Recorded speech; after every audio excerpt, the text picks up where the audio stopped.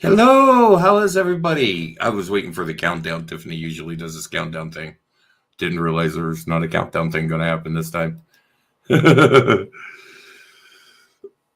Still getting used to StreamYard, getting used to setting it all up and getting everything going with it. I am enjoying this. I'm getting used to it. I'm having fun with it.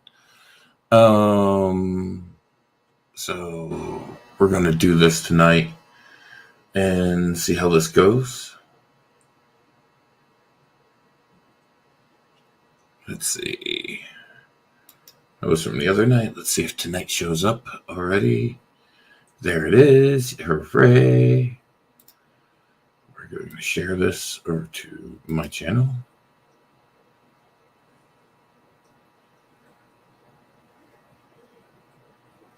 There we go.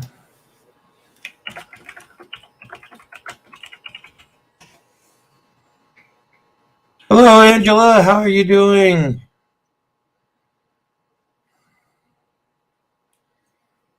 Oh, I've got to get I haven't lit the Palo Santo yet tonight. Hi, Michelle. How are you doing tonight? Hi. How's everyone doing? Oh, jeez. I got the torch cranked all the way up tonight. Gotta turn this down. Gotta light the Palo Santo. I don't mess around when I'm lighting Palo Santo.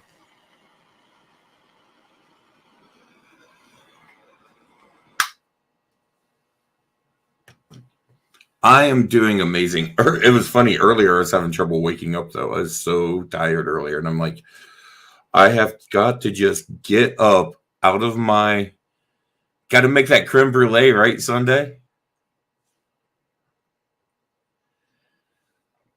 But I was like, I have to just get up out of my recliner and go back to the office and sit down and just get back there and just get everything set up. And that's what I literally had to do. Plus, you just saged your house. Oh, I've got some sage, but I love using Palo Santo, especially back in the office, because I'll set it over here in the ashtray and just kind of let it go. But I did pick up some caffeine. It's one of my guilty pleasures, especially when I'm doing readings. I love me a frappuccino. Like if any of you ever meet me live and want to like bribe me for a reading, the frappuccino will get you a reading right off the bat. Especially a caramel one. It's my favorite. They didn't have caramels where I went and grabbed this one, so I picked up a mocha, and then like later I was by another gas station. I'm like, I picked up a caramel one and had it then, so I saved this one for tonight.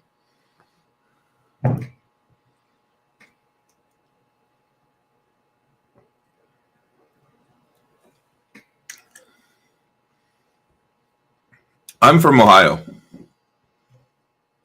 And then, of course, like my favorite go-to drink to staying hydrated is body armors. Got a bunch of B vitamins. It's got all that nice potassium and all that stuff in there. All that good stuff. Yeah, I am from Ohio. Lived in California for a while. Lived in Missouri for a while.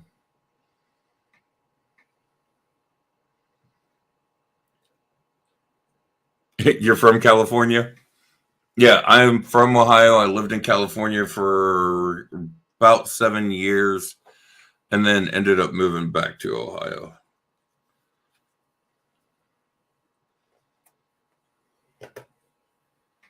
Kids, don't follow my bad habits. You was born in Kentucky?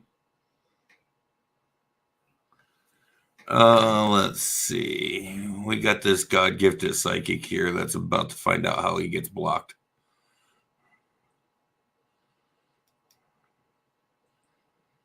Jesus, he nailed several people with messages, didn't he?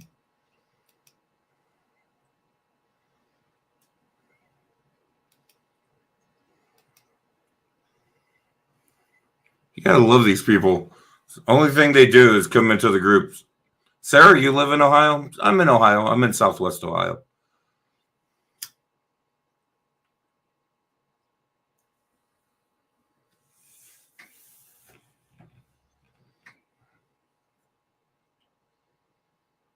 Oh, hold on. Let me see. Crap. Where do we put music on?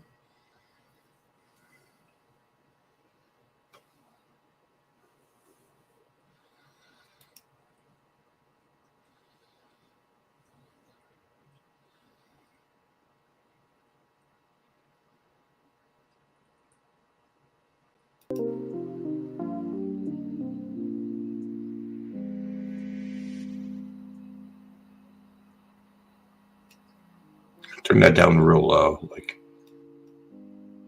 I don't know if I like that night driving. Let's see what's this one.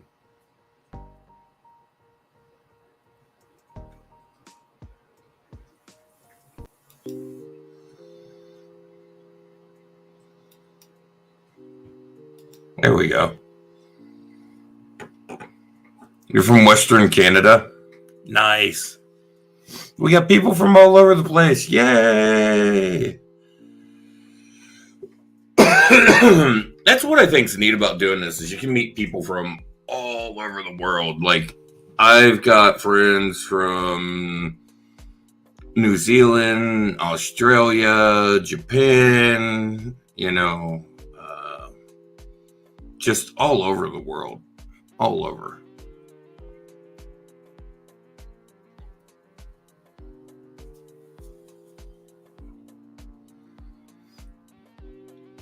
So what is everybody up to tonight? I'm going to be doing readings tonight, but we're also doing spiritual Q&A, so you guys feel free to ask any questions you want. There's the information I threw up into the chats about the spiritual Q&A.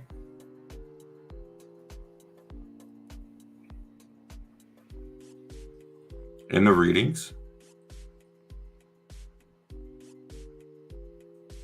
My PayPal and my Cash App are both there, which I guess I should bring those things up so I can look and see who's paid. It's readings tonight.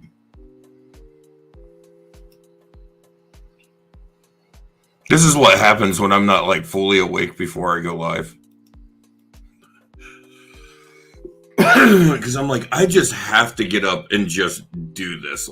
If not, I'm going to sit here and I'm just going to sleep and I'm not going to get up out of this chair until 4 o'clock in the morning, and I'm going to feel like crap because I fell asleep in a recliner.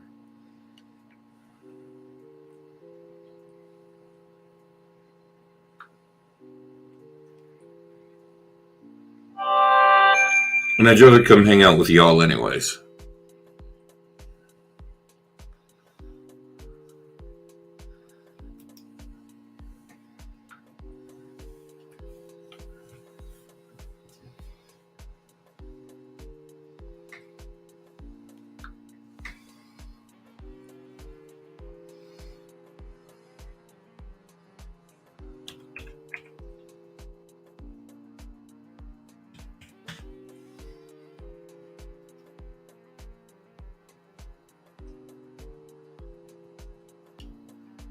Oops.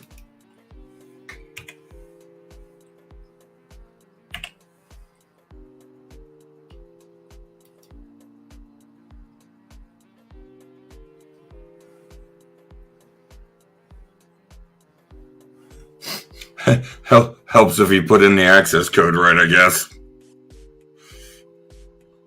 Who knew?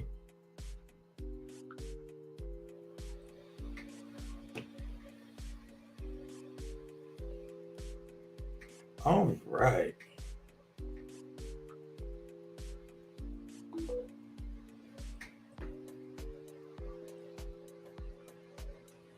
So, for anyone who does decide to get a reading tonight, I'm working with my Halloween deck once again.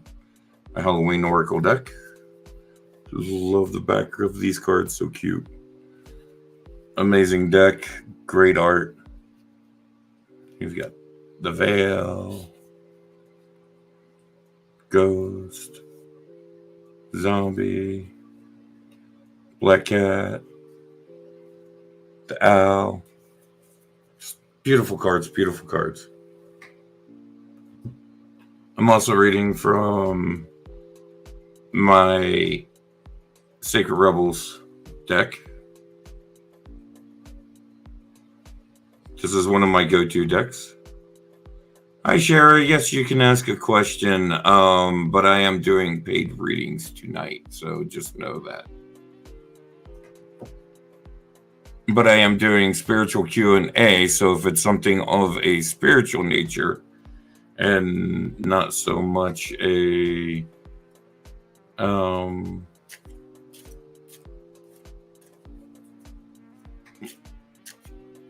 ordination, like a divination type question, then yes, for sure. And I'm also working with the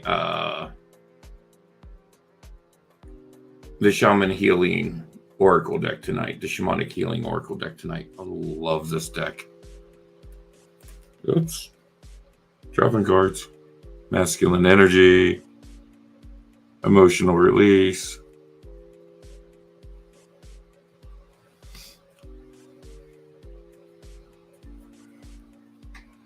So if anybody has any questions, feel free to ask. So those are the decks I'm working with. I also got my runes. I'll be working with the runes. Sherry, that's really hard to tell because it's not just you involved. It's Raphael as well. And I really don't do readings on things like that because trying to figure out what his intentions are without being able to tap into his energy, without being able to get into things like that, it's difficult to really do because it's getting into his intentions as well.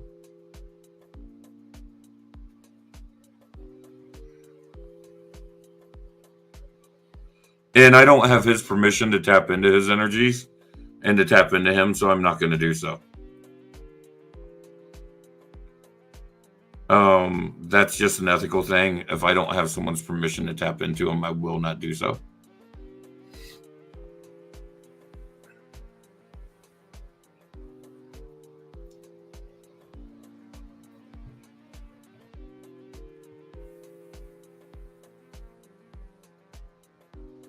I look at people's energetic bodies, and that's basically what I would be doing is tapping into his energetic body. I look at people's energetic bodies as no different than their physical bodies, that I wouldn't want some stranger just coming up and touching me.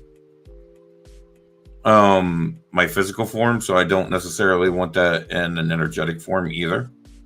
So that's why I don't work with couples where both people aren't present together at the same time.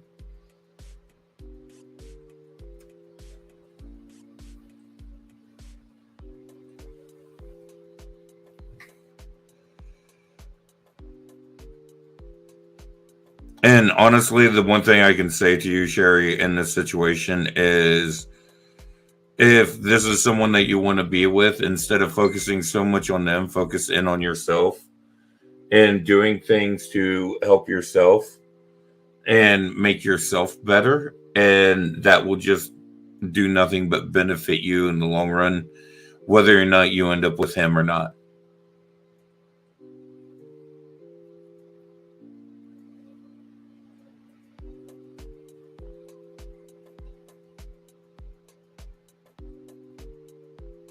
It's don't fixate. It's not a healthy behavior to fixate.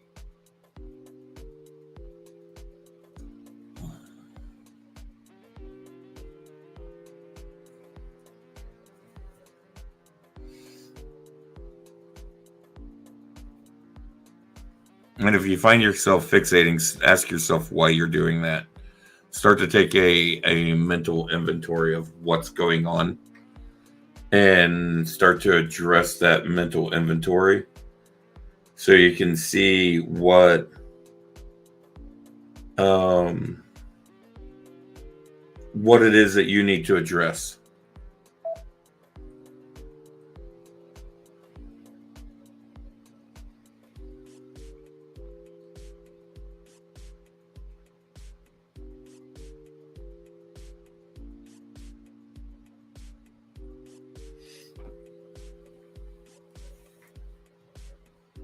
That is the best advice I can give you right now, Sherry.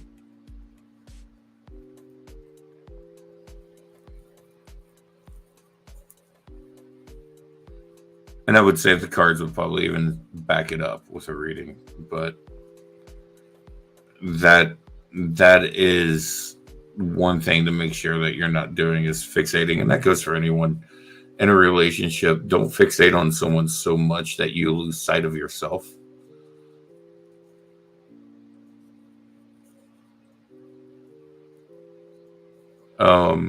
That person should enhance your life.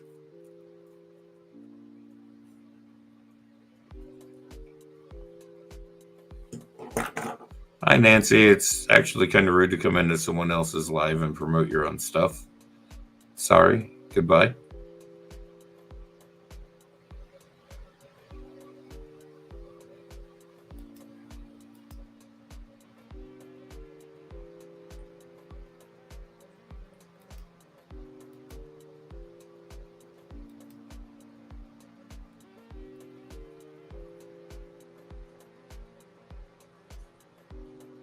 So, yeah. Anybody else got anything they want to talk about or anything going on? Anything cool going on? What you guys got going on this weekend? Anybody got any big plans?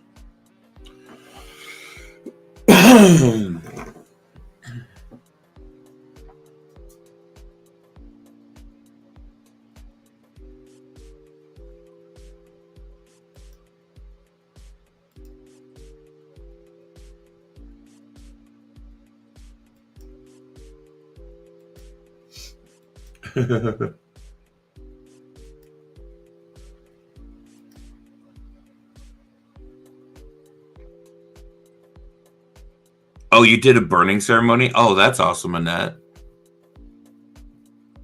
I like doing burning ceremonies. They're very healing. Did you do them where you write out the letters and burn them, or did you do like bay leaves and burn those, or just kind of whatever? Kind of a mixture.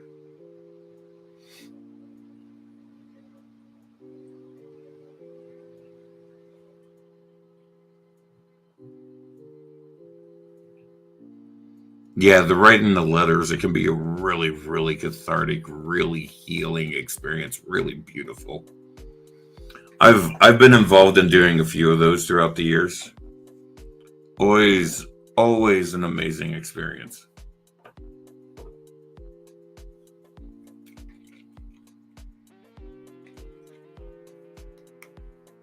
I used to work at a campgrounds, and there was times when groups that I would be facilitating for would do these, and so like I would have to be there while they had the fire because I was the liaison for this group to the campgrounds, and if they had a fire going, I had to be there to maintain for safety. And so like I would get to witness them doing some of these things around the fires and stuff, and then there was times where I was actually involved in them as well, and I've helped lead some as well, and they're all always beautiful, beautiful, beautiful. That's awesome. That's really awesome, Annette. I'm glad you guys got to have that experience together.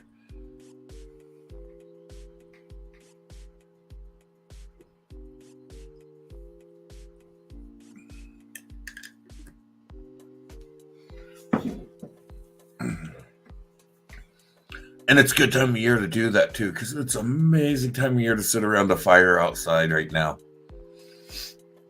If I had a fire pit on my property, I probably would not be inside right now. That would be cool, is if I could get the outside yard fenced in and then set up a fire pit out there and then do these readings and stuff sitting out by a fire pit during the evenings. That's really cool that you got to share that within the family too.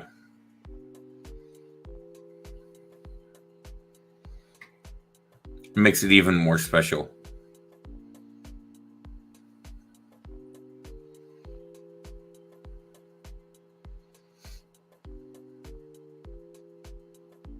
It makes it a lot more special when it's something like that.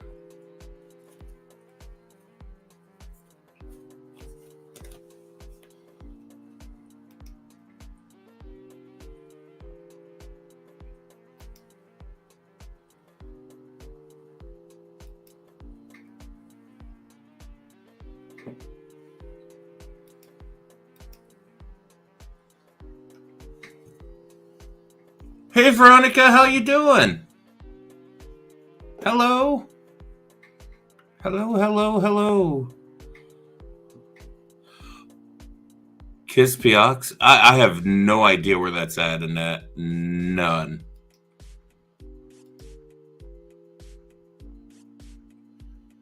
Oh, you're getting over a flare up, Veronica. I had a little bit of a flare up, not too bad of one though.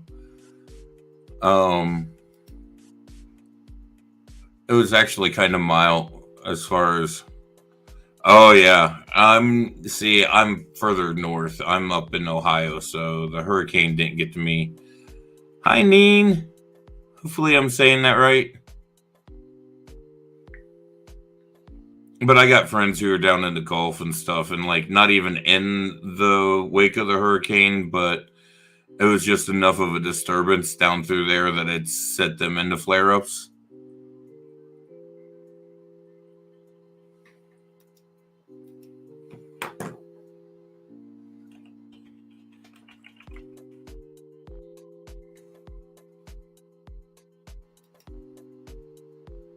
Yeah, it's it. Yeah.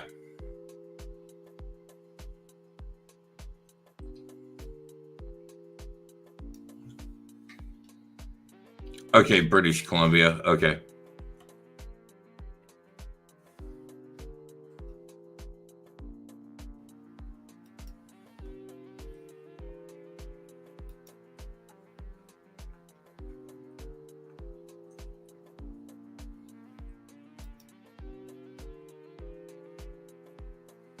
Nice. Yeah, I'm glad that you're getting over that flare up though, Veronica. And like I said, I've got some friends down there, and I know how when the weather gets nasty up here, how it is. I couldn't even, and I know it's the barometric pressure shift that causes those flare ups, and so I can't even imagine what that's like with a hurricane. I think that would wreck me. I gotta be done.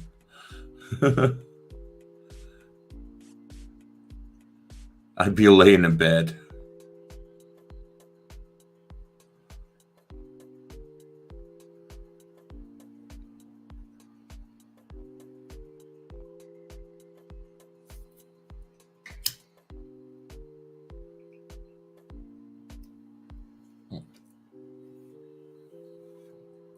I've got a walker, crutches, two sets of crutches actually, and a cane. Flare ups for people who have autoimmune disorders, we refer to like when we're having an autoimmune attack as a flare, as a flare up. And so, like for me, I have fibromyalgia and lupus. When the fibro flares, it's an attack of the nerve endings, or the nerves are misfiring and causing pain signals to go out throughout the body. With the lupus, when you're having a flare up, lupus can attack every aspect of your body. So for different people, it attacks differently. For me, a flare up attacks my joints and like my tendons and my muscles. For me, it's like muscular and skeletal, is how my lupus attacks me. For some other people, it's more different organs. It's kidneys, it's liver, it's heart, it's lungs. It can be the brain, it can be the skin. I mean the hair. Like every aspect of your body, if you have lupus, can be attacked, and it can actually advance to where it's like where it's not attacking like my other organs right now. It could in time decide to turn and start doing that. And that's just the natural progression of it.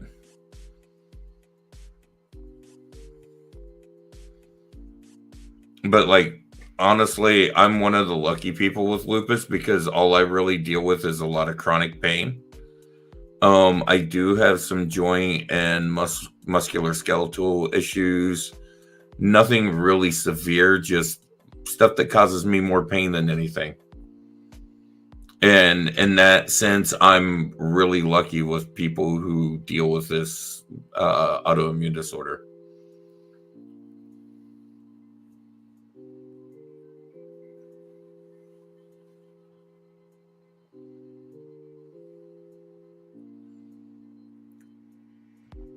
Yeah. If you want to describe your flare-ups, Veronica, feel free. I mean, they can get to be pretty rough and pretty intense if you've not dealt with them. But at the same time, they're not that hard to get through and stuff if you know how to handle them. There's medications. I mean, they can be pretty brutal. Don't let me get don't let me take that away from anyone. They can be really brutal, really intense. But we learn how to get through flare-ups. We learn how to manage them. Like, I can't work a regular job because I can't go and sit for 8 hours and risk not having some kind of minor flare up throughout the day that would cause me to have to stop working and like go lay down. Some days I'm fine. I can sit for several hours. I can do things. Other days, it's a challenge to get up out of my bed and walk down the hallway to go to the bathroom because the pain is so bad.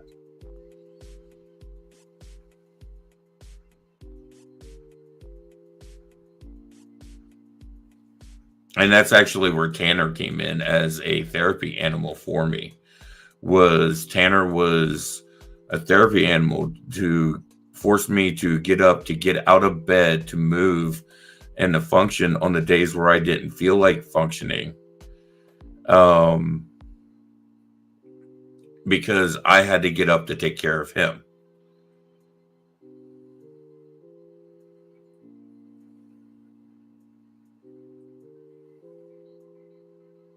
Oh wow. Yeah, see, like I can't there's times where I can't even sit. It doesn't matter wheelchair or what. I've got to lay down. I'm in so much pain.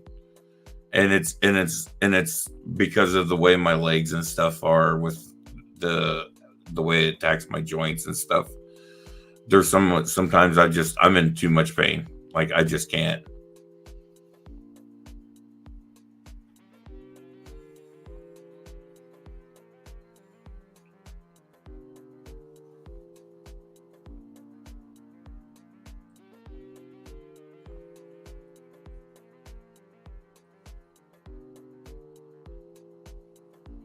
It's over where you cry. You have two toddlers, and some days you can't cook. Oh, yeah. I mean, I totally completely understand what that's like. And when I lived in a big city, I used stuff like that. And I live in a small rural town where right now we don't even have a restaurant in this town. Like the closest place to get anything, like we have a couple little stores here. Like there's two little gas stations that are like convenient marts, and then we have a Family Dollar here. But to like really go hit up a store or buy something that's like a restaurant or something, you're talking at least a 10-mile drive one way. And just like DoorDash and stuff like that just doesn't do it here. Now, one of the grocery stores will deliver groceries here, but like you have to set up a delivery, and sometimes it's not even the same day. Sometimes it'll be like delivery will be the next day.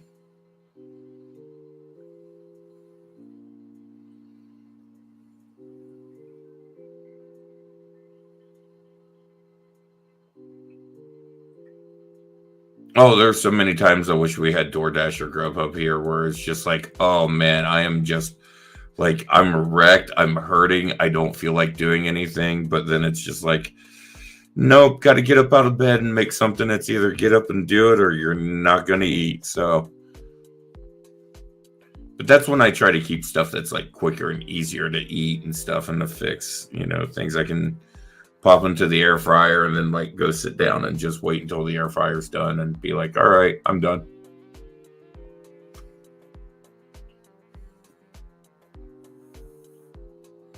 Because like I love to cook. What gets me though is doing dishes because I'm 6'7" and sinks are not designed at a height for someone my height to stand and do dishes at. Oh, my back kills me trying to do dishes. It is no good. No good at all.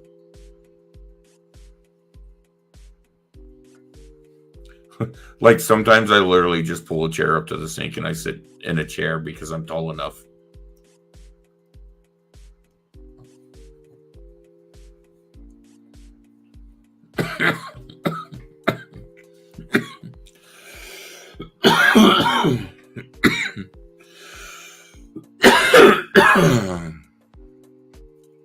Yeah, I know people. Yeah, like I'll use the same chair for the stove and stuff too. Like I'll pull it over to the stove. Because there's times my back just hurts so bad I cannot stand. Like, and big part of that is I had a hernia I was dealing with for about 2.5 years until it got fixed. And then that 2.5 year time frame, like I couldn't do anything to strengthen my core because any kind of exercise would make the hernia pop out and make it worse. And so, like, my core is really, really weak right now. And so, like, I'm slowly doing exercises to build it back up and strengthen it back up and bring it back around where it needs to be.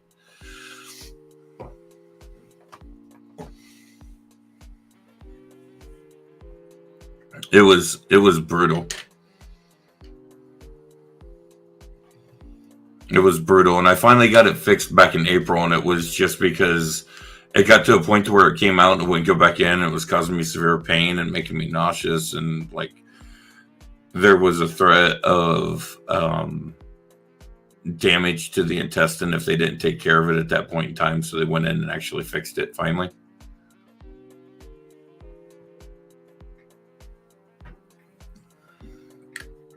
And ever since then, life has been great. Like, so much better since they fixed that. So much better.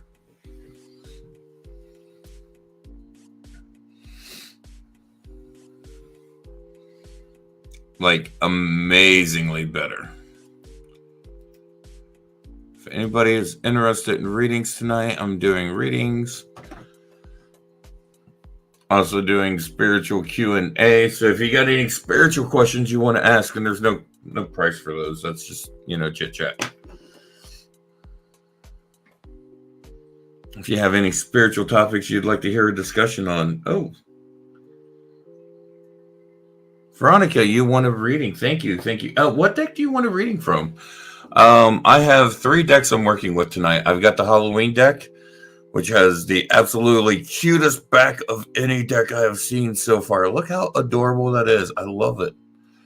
And then, like, the cards themselves are gorgeous.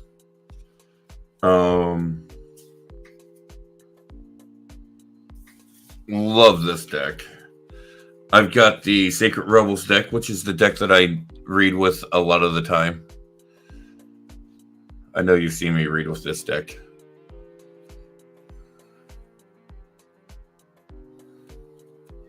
And then I have the Shamanic Healing Oracle deck that I'm working with too. And I like this deck too. Only thing is, cards on this deck are really hard to show on camera because of the glare. I have got to get different lighting set up so I can show these off better.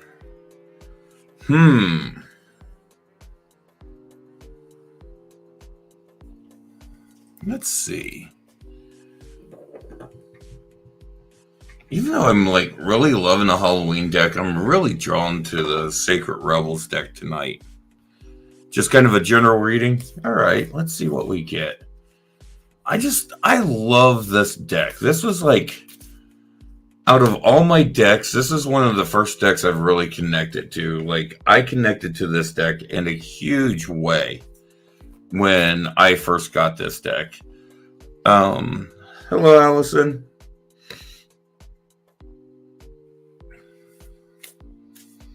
And like ever since, this has been one of those decks. Like I've got a couple other ones I like. I just don't use them in live readings as much. These are the ones that I like really, really like. And so these are the ones I'm kind of tending to go to right now. And I've got another deck actually 2 more decks I'm going to be picking up off of Brittany. One is I think it's a Past Lives deck. Can't remember. It's a deck Tiffany wanted me to pick up off of her that she thought she would really like. Tiffany is getting it for me off of Brittany as a gift. And then I am also getting the Season of the Witch salad. So that will be getting used as soon as it comes in. And then I need to see if she's got the Season of the Witch Yule deck as well, because I want to get that one for Yule.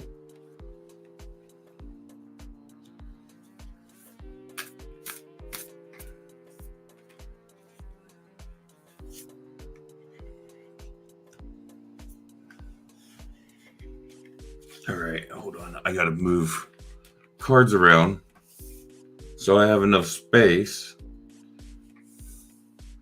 to lay all this out. I can't wait till I get my new studio all built up and everything, because I'm going to have an area designed just with a nice big deep desk with space for reading cards, for doing layouts, doing really nice layouts, and I'll be able to have it on camera so you can see the layouts and everything real nice on camera. And there's... Okay. All right, Veronica. We'll go down through the cards and then we'll start to read just like we always do. So the first card you got is the Sacred Fool. Really like this card. Then Against the Grain. Inspiration.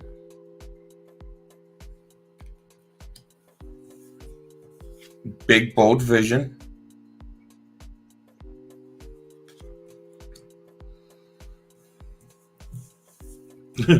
This one didn't want to come off of the desk. Conscious Connections.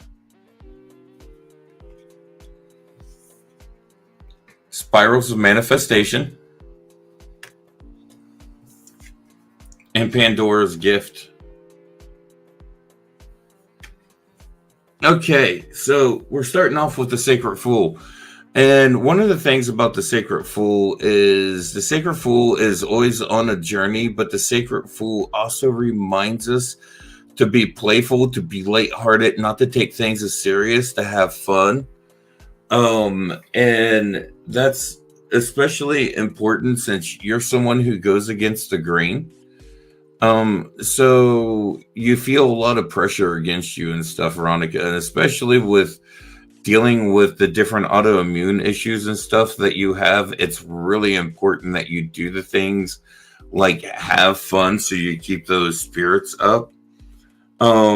Because you need those things not only for inspiration for you, but as inspiration for others and as inspiration for a big, bold vision that you have.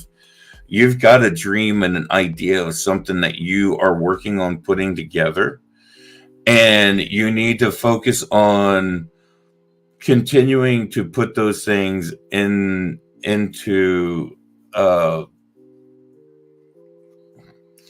you need to continue working on putting the things that you need to into place for that vision.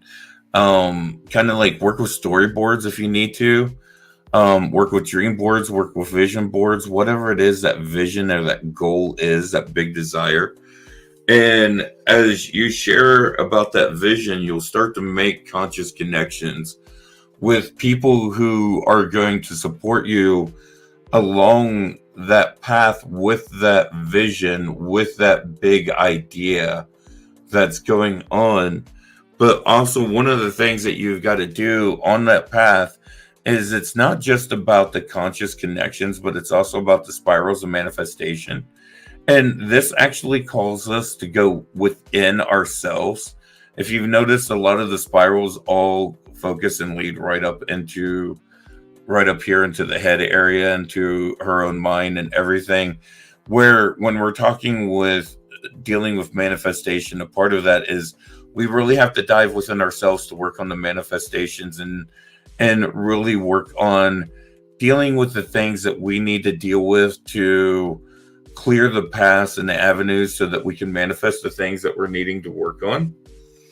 And as we're doing, as you continue to do that, the things that you're going to end up manifesting and stuff are going to be Pandora's gifts, which Pandora's kind of got a bad name. They kind of gave her a bad rap. Pandora's not a bad person, and she kind of goes against the flow. Because actually, Pandora's gifts are all really positive. Pandora comes with a lot of strong feminine power. Pandora comes with a lot of divine gifted blessings. Pandora comes kind of like a muse. And so don't be afraid of those blessings are going to come, even though, people hear Pandora, think of Pandora's box, think of, oh God, everything's going to go to hell. So sometimes when you're thinking of some of those spiritual gifts, you might be thinking, man, these can be kind of scary, or these can be kind of intimidating, and don't allow them to be. Just be brave and bold enough to step up and step forward in your power in those, and just let that be part of who you are as a person.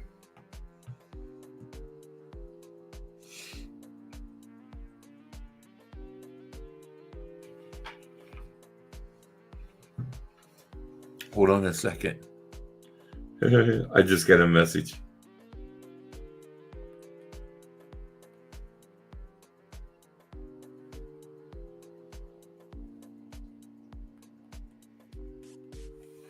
It was Tiffany. She was telling me she fell back asleep. You're welcome, Veronica. You are welcome. Do you have any questions on anything?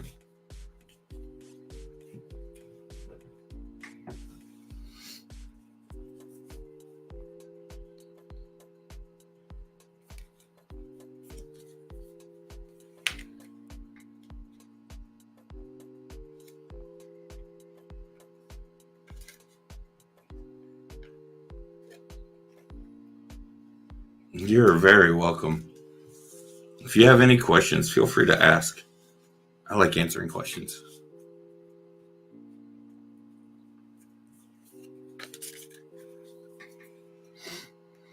All right, let's see.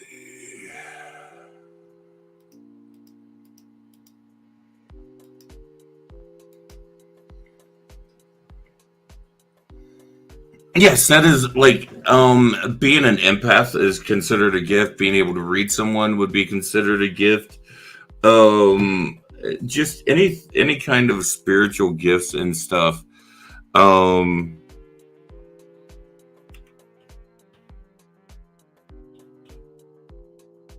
those are gifts that you'll be working on and with, and don't be afraid to receive those gifts. Like, some people might be intimidated with them, like especially people who are a medium. When they start working with those kind of energies, sometimes that can be very intimidating for them. And so when they're stepping out and they're stepping into those powers, if they're not really sure exactly what they're getting into, it can be kind of an intimidating thing. Just don't allow yourself to be intimidated by that as you're stepping into it. Because they're divine gifts that are being given to you. They wouldn't be given to you if you couldn't handle them. It's just, don't let the fear of what these gifts are keep you from being able to receive them and learn to work with them.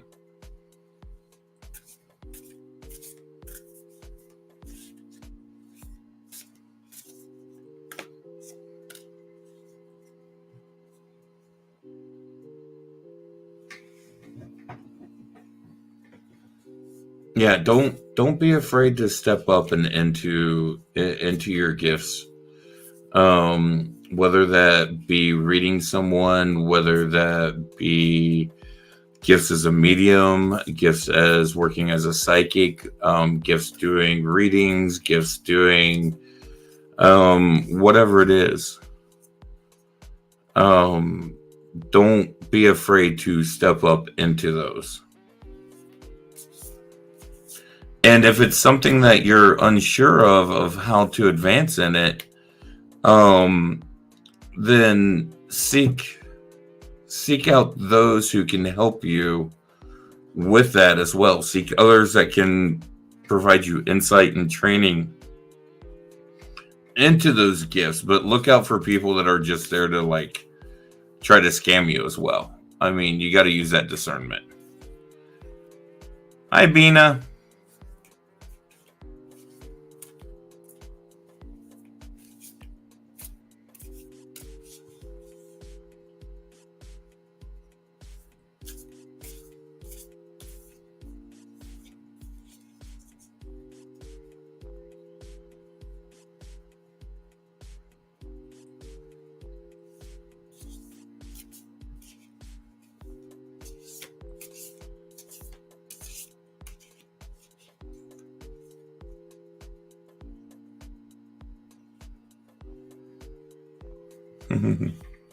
So, anybody got any spiritual topics you want to discuss? Any questions you want to ask along spiritual lines or anything like that? If anybody would like a reading, here's the information for readings.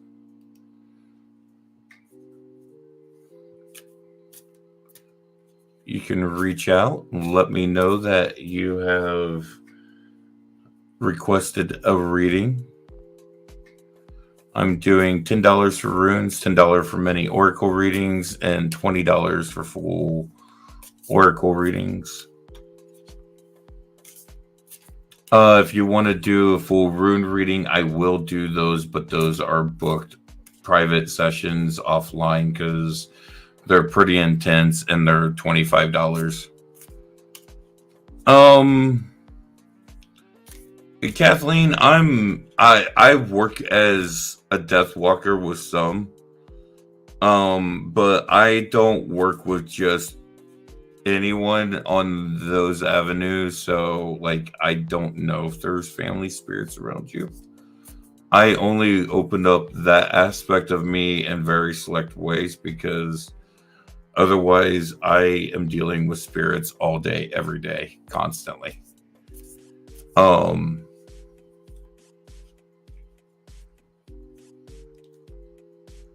There's family, but honestly, there's family spirits around most of us.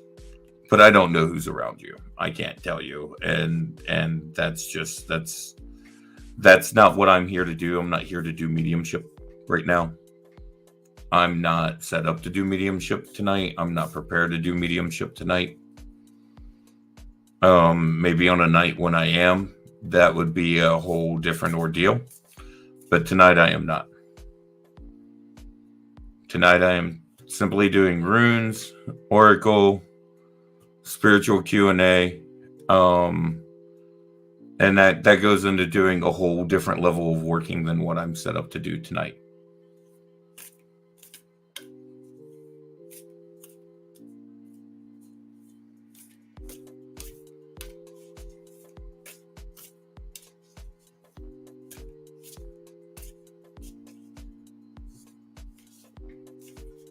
I'm enjoying the music.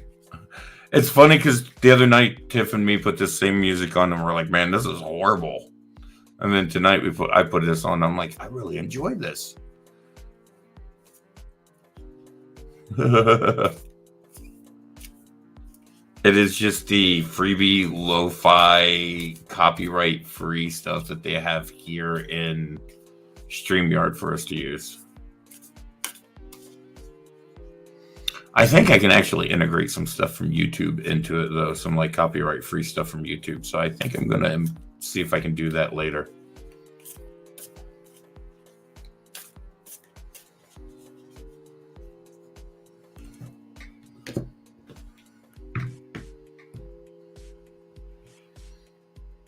Do you have any other questions, Veronica?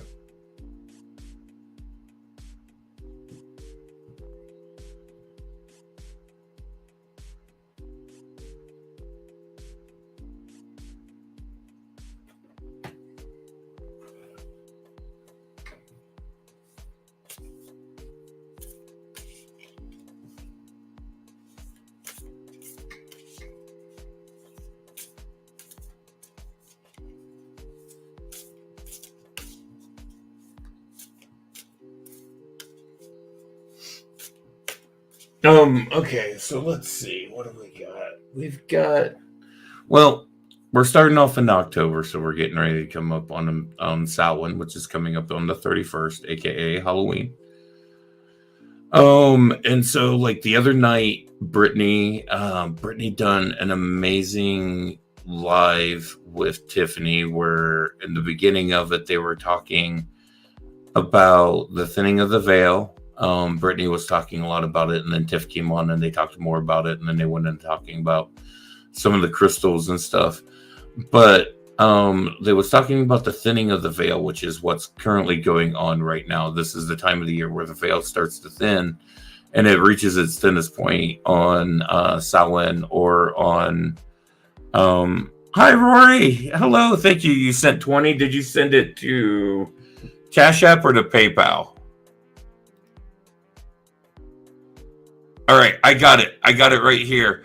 Rory, what deck would you like a reading from, my friend? Would you like from the Sacred Rebels deck, which is one of the decks I've been reading from tonight? I have got the Halloween deck, which I absolutely love this deck. This is a very fun deck as well. I was just talking about the thinning of the veil and everything going on. And then I've also got the Shamanic Healing Oracle deck going on, which is a really, really nice deck too. So you let me know which deck you would like me to read from for you, and I'll pull for you. I got it. Got it. Thank you so much.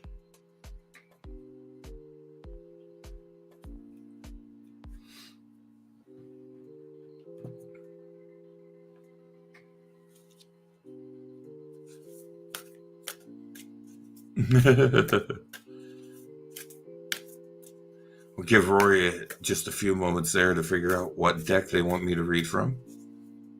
The Shamanic deck? Excellent. I love that deck. It's a beautiful deck. All right. I mean, this deck, like, it's got the gold gilded edges on the cards. The only thing, my only drawback to this deck is the gloss finish, which looks great in person, looks amazing in person, but on camera it's a little hard because you got to hold the cards at a certain angle for people to be able to see them. And that's my only complaint about this deck that I have whatsoever. Like, the artwork is just beautiful on it.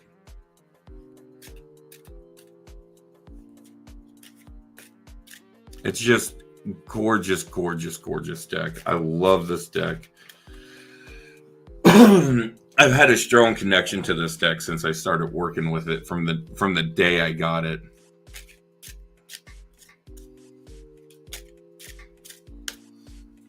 So you just going for a kind of a general reading, Rory, or you got something specific you're wanting to dive into, or just kind of wanting to see where the cards go?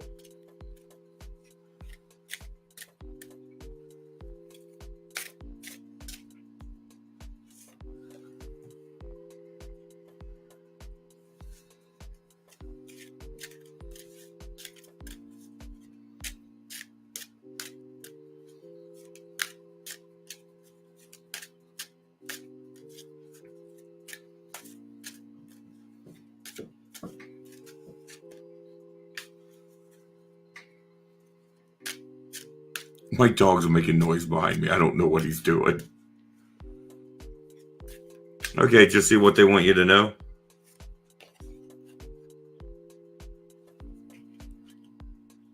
Interesting.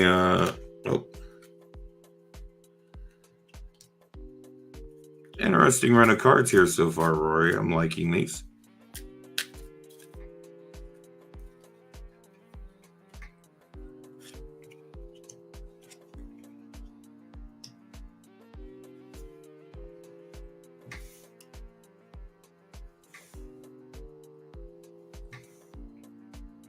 Just moving the cards down.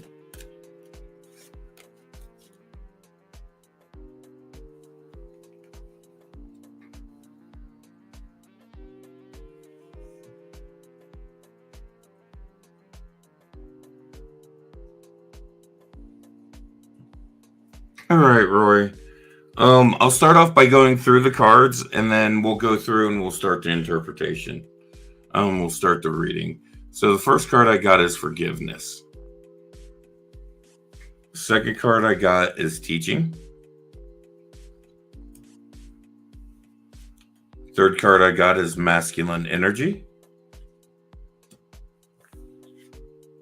Fourth card I got is retreat. Fifth card I got is burden.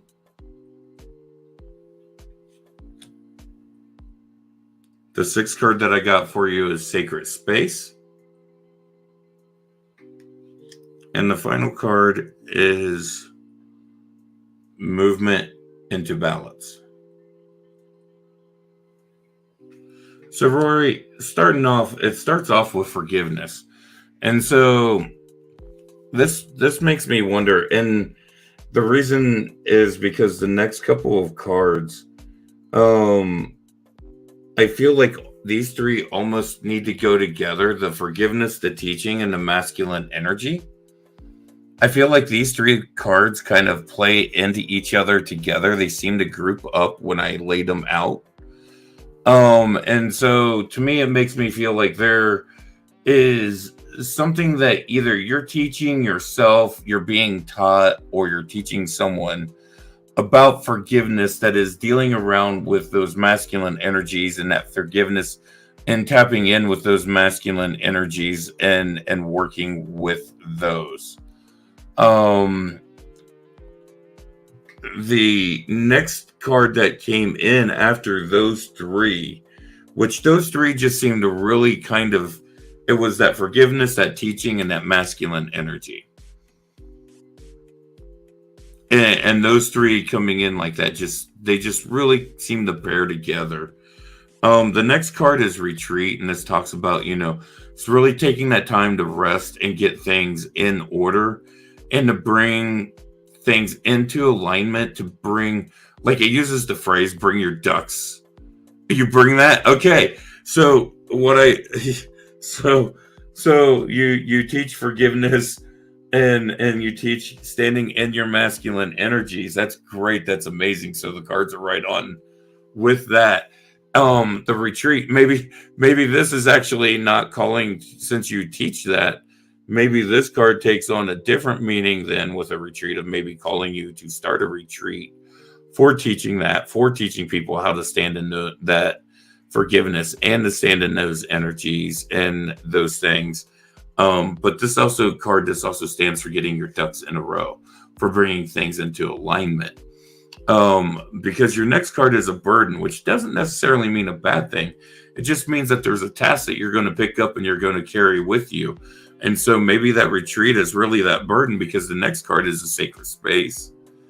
And I can't think of anything that would be more sacred than having a retreat that deals with those lines. That's a sacred space. And as that comes into things, everything's going to move into balance. So honestly, this is kind of funny, Rory, but I really think this is just confirmation that you're on your right path, man.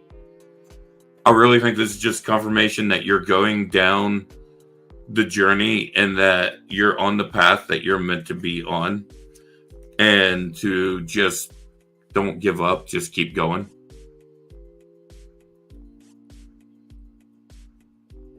There's no way I would have known that about you before these cards pulled out exactly in that order.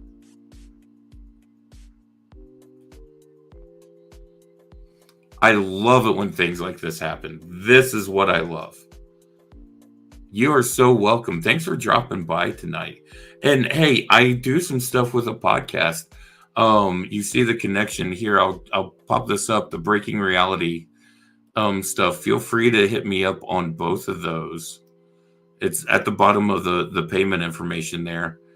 I would love to talk to you about some of the work and stuff that you're doing. Maybe even talk about getting you on the show. Maybe do some interviews, get you on there having some discussions. Every Tuesday night, I do a live roundtable discussion where it's just different spiritual practitioners coming in, getting together in a group, and we just talk on different subjects. There's no set subject, and we just kind of throw subject out there and we just discuss it. So if that's something you'd be interested in, let me know. We can talk and see if that's something you'd like to become part of. because I'm always looking to expand that community. Because the whole idea with the breaking reality aspect is to bring different perspectives to the table so that we can look at different perspectives and look at things through a viewpoint that is not our own viewpoint. Sorry, I got something on my glasses and I cannot get it off and it's bugging me. But it is to change the viewpoint so that we can look at things through a different perspective and thus breaking our own reality and creating a new one, because our reality has shifted and changed because we have now decided to look at something through a whole different perspective. It's the Breaking Reality Show. You can also reach me at the Facebook page. That's my business page. That's the best way to reach me. Just message me through there if you have Facebook. And then the Breaking Reality, the YouTube. It's just those two links that's right there at the very bottom.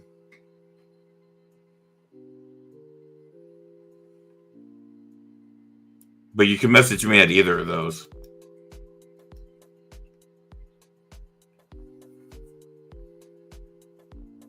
Facebook's just easier. YouTube, you can only really leave comments. I wish they'd get a messaging like system on YouTube where people could like send me an email or something like that.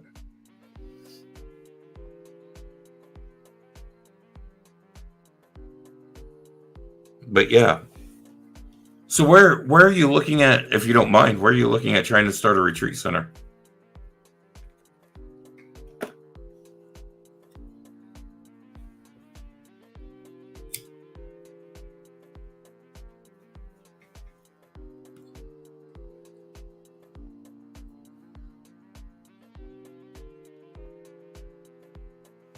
Washington State, awesome. Very nice. Very nice. It's really nice up in that area too. I've been up through Washington State, spent a lot of time in Oregon, a lot of time in Northern California. I lived in Northern California for about 7 years. Just that whole area is gorgeous.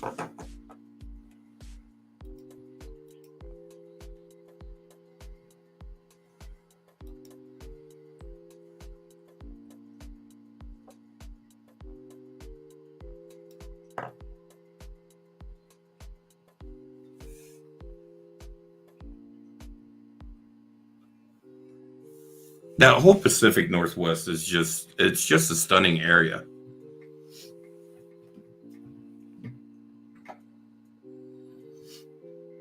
I used to drive from Sacramento, California up to Medford, Oregon once a month. I had some friends who had joint custody of, the lady had joint custody of the kids. And the father lived up in Medford and they lived in Sacramento, and her husband, neither one of them drove. And so they would pay me to drive them up there to go take the kids back and forth and stuff. And I'd do that once a month for them. And love driving up by Mount Shasta and stuff. It was just gorgeous. Just beautiful, beautiful, beautiful. Mount Shasta is just awesome.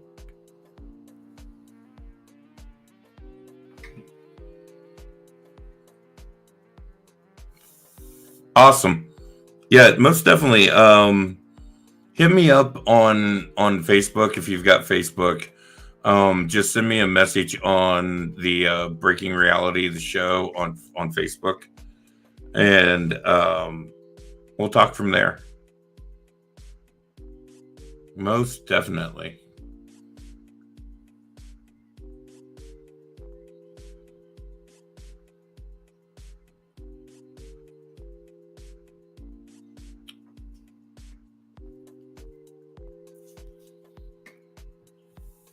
Yeah. And then I'm going to be doing the live readings and spiritual Q&A. I'm going to be doing those every Thursday and Saturday. That's going to be a regular thing. So I'm going to be doing my show on Tuesdays, and then every Thursday and Saturday I'll be doing this. And sometimes Tiffany will be with me. Sometimes other readers will be with me. We'll just see where we're at and what's going on. So.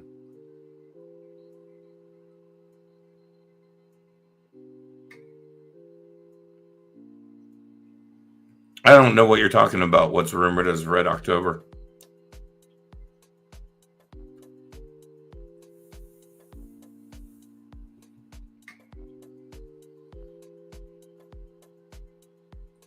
If it's something political, I probably don't get into it because I don't discuss political stuff on here at all.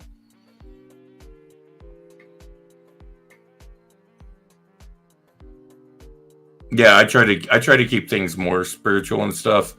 I try not to bring politics and stuff along those lines into these kinds of things.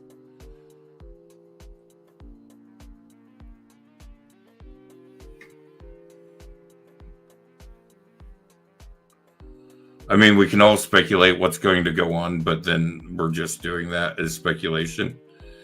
And some of that can just be fear mongering. And I don't see any point in feeding into fear. It doesn't do anyone any good. And so, I mean, I understand the reality of understanding that there's potentially some bad shit that's going to happen. But also, I try not to focus on that.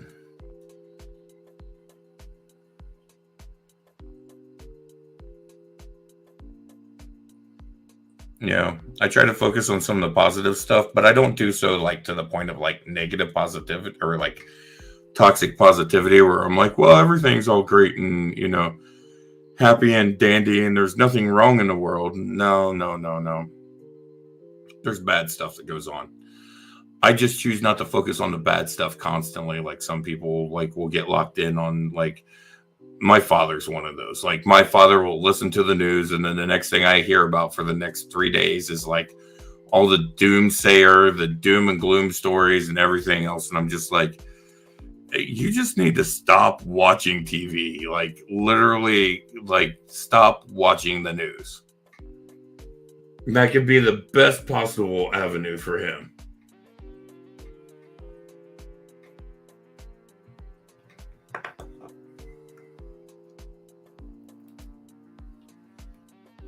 Hi, Josie.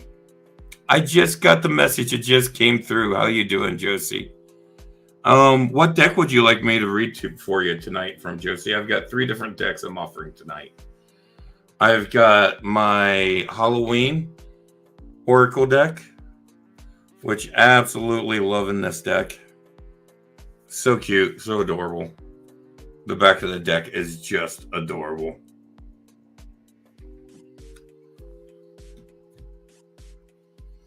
I have the Sacred Rebels deck. This is an Alana Fairchild deck. I love her decks. The art in this deck is just gorgeous. You want to do the Halloween one? Excellent. We'll do the Halloween one. I love the Halloween deck. It's one of my favorites so far. I've got a couple other Halloween decks coming in. Have a good night, Rory. We'll talk soon. I'm glad to have met you. Thank you for the reading.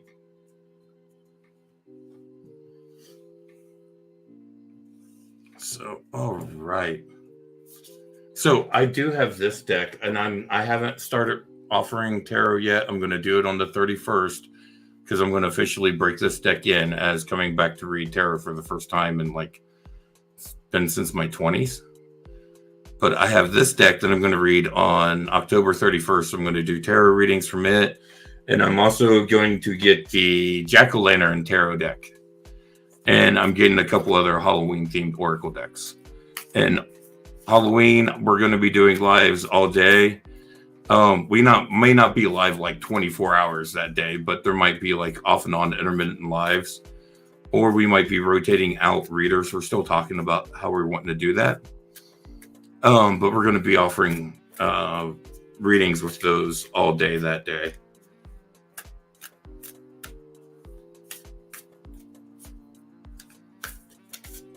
And then again, I'm going to offer same things with Yule. And we're also talking about offering like some giveaways and stuff that day as well.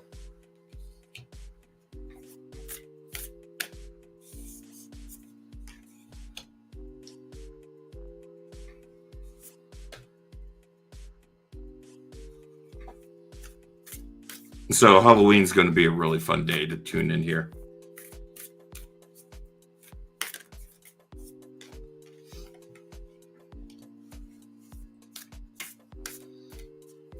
You're getting some interesting cards here, Josie.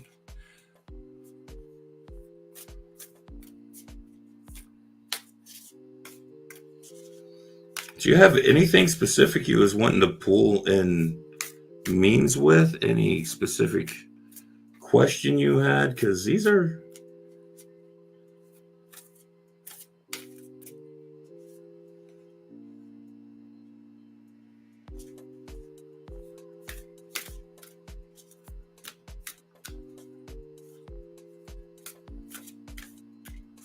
I love this Halloween deck so much.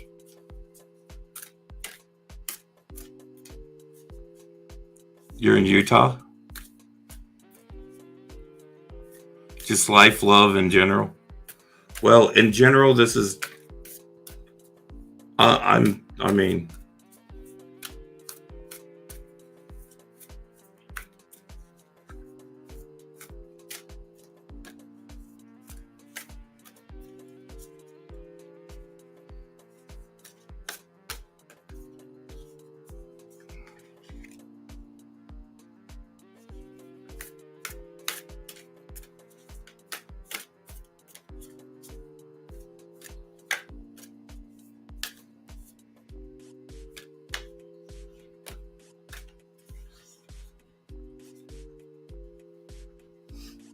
It is so funny. This Halloween deck almost always ends on this card when I do 7-card pulls.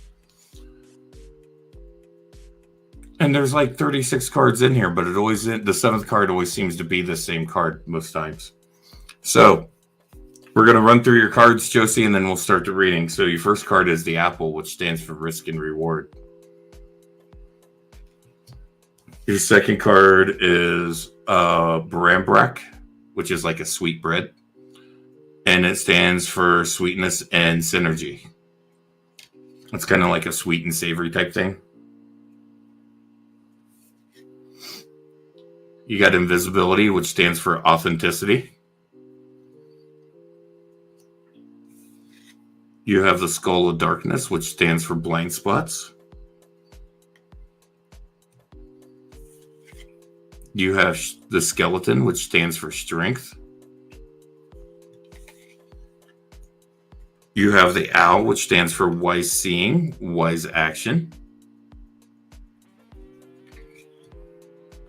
And then this card pops up for so many people in that final spot is the trick or treat card for mischief and play. So, in starting through this reading, Josie, the first card you got is the apple, and it talks about risk and reward. And this card is very important because it kind of talks about, like that risk. And then in the book, it talks about the poison apple and the Snow White, and she took the risk of eating the apple. But then in the end, her reward ended up becoming she got the prince. She found her Prince Charming in the end after everything went through. And so it was the risk and reward. But it's very important that we take risk in life, because if we don't take any risk, we don't have any rewards that come up. And the thing is those risk and rewards can often lead to things that are very sweet for us. And they bring us a sweetness and a synergy. And that sweetness and synergy, as that comes into your life from those risks and those rewards, it's kind of like that benefit of what you've got. The sweetness of the synergy is that reward that you're getting for taking that risk. And so you're getting that kind of sweetness, you're getting that savoriness, you're getting that spice in life, you're getting those things that you really need. But one thing that you got to make sure that you're doing is that you're standing in your authenticity, that you're standing in who you are, and you're not allowing yourself to just blend in with the crowd. Do not become invisible. Make sure that you step out and you stand out. And as you're doing that, make sure that you're keeping an eye on your blind spots to make sure that nothing comes at you from your, kind of gets you for where you're not seeing. Because, we always have these blind spots, especially when we're stepping out and we're doing things and we're really trying to be us. We can get kind of tunnel visioned and we can kind of look towards one goal, one thing, and we don't see other things that are coming up that are going to be problems for us. And so you need to be sure to keep an eye out for those blind spots on things that are coming into play. But you don't have to be worried, because when those blind spots come up, you can rely on your strength to stand strong. And that's not always just a physical strength. That can be a physical strength, but that can be an emotional, a spiritual, a physical, that mental strength. It can just be that strength of character that you need to rely on and stand strong as you're going through this. You are going to be, you got the owl, which stands for wise seeing and wise action. And so that means that you're going to have a point in time where it's going to be very pertinent for you to take the time to watch what's going on and use your wisdom to make the judgments before you start your actions. So you need to be wise like the owl. Take the time to watch your whatever it is that you need to deal with. Study whatever it is, and before you make that action, like the owl watching its prey, it studies it, and before it dives down to get it, it makes sure that it's taking the best possible course of action before it does so. So make sure that you're doing that as you're going in on your journeys, as you're taking that risk, as you're starting to reap those rewards, as you're staying aware of those blind spots, as you're stepping out into your true authentic self. Make sure that you're taking that wisdom with you along the ways. But the great thing is, as you're doing this, you get to have a lot of fun, because that's what the trick or treat card is about. It's about connecting the community. It's about connecting to the people around you. It's about celebration. It's about having fun. It's about being playful, and it's about being mischievous. And mischievous isn't like being mean. It's being playful, having fun, playing pranks, not mean-hearted or anything, light and jolly things people are going to laugh at with you. Not things that are going to upset people. There's a difference between being mischievous and being malicious. And the mischievous side is where you want to venture into and play and have fun.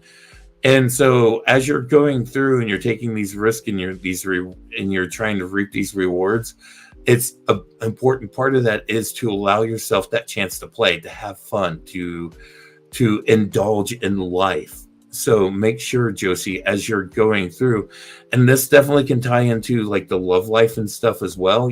Every single one of these cards can tie into that love life of, you got to take that risk and reward to find that person. And then you can get that sweet synergy with them, but you're going to have to stand in your authenticity for it. But you're going to have to be aware of blind spots that you might not have prepared yourself for with that person. In order to endure those, you're going to have to stand in your strength and use the wise seeing and the wise actions that you've developed. But make sure you're most of all, having some fun and playing and being mischievous and having some fun with that partner. If you look at this card, it's not one person on there, it's two. They're out doing this together. You got any questions, Josie?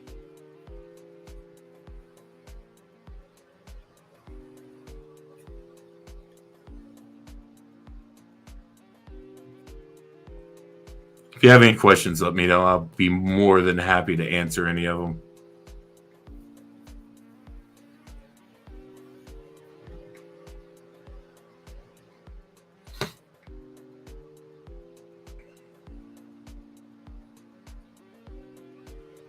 You are welcome so much. Thank you so much for requesting a reading.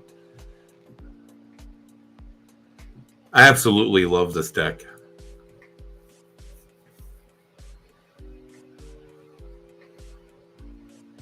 And just remember that trick or treat card, that play, that connection, that connecting to your community, that connecting with people and having fun and being in that playful spirit. That's really, really important. So make sure you're stepping up and doing that.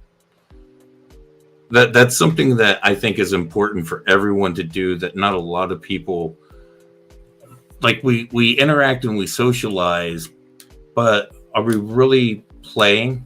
Are we getting that joyful play like what we did when we were kids? And I think that's kind of where we need to make sure we get to at times. That's why places like, I think, like Dave and Buster's are cool, where it's like kind of like an arcade for kids or an arcade for adults.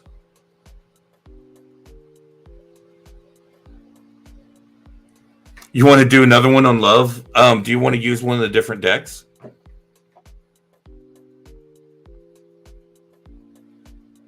Or do you want to use the same deck?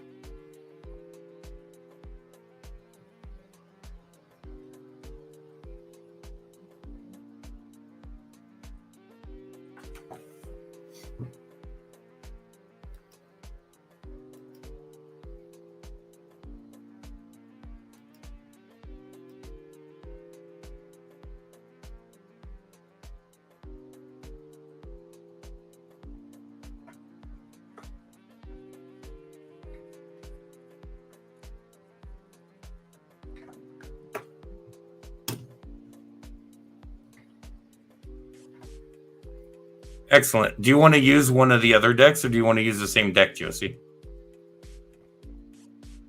You picked the deck. I wanted to use the Sacred Rebel deck for this one then. This is a very, very, very strong feminine energy deck. Like, I really love this deck. Like, the images are all very strong feminine energy.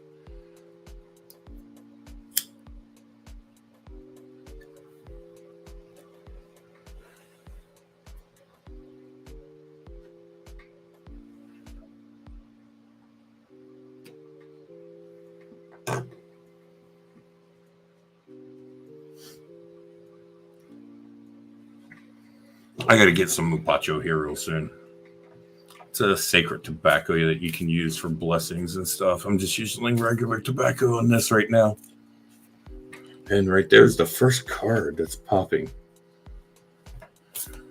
So we are doing this with your love life in focus.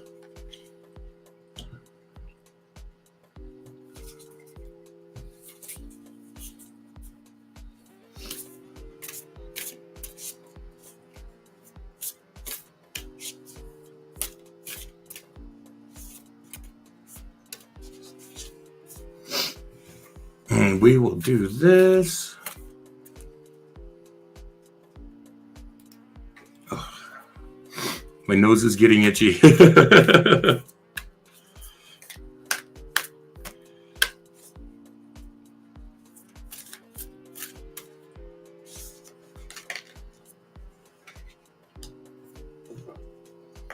I'm liking the cards so far. I've got 3 out of... When I do a full spread, I typically do 7 when I do spreads like this. So I typically will always pull 7 cards in a full spread in a live like this.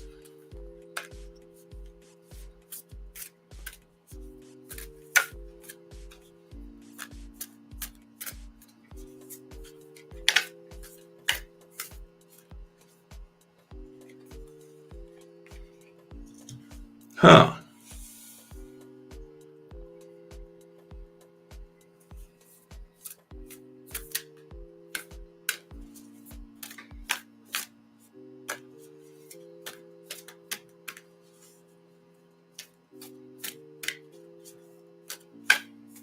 These are really interesting cards. Oh, nice. Well, I'm honored to be your first full reading, and these 2 cards just want to come out, so they're coming.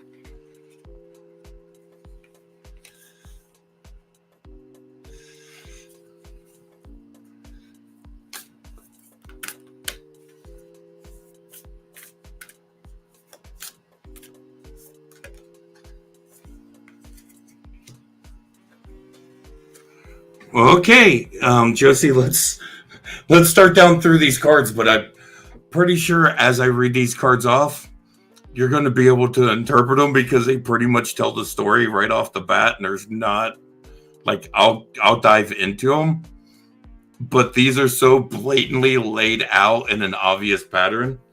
So it starts off with what you want wants you. So what you're seeking wants you. So relax, hold of the darkness, and be at cause, which just means basically let go of holding on to negativity and stuff and just kind of be at peace, be at ease.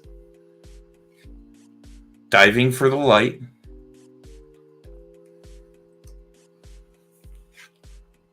New birth, guard it vigilantly.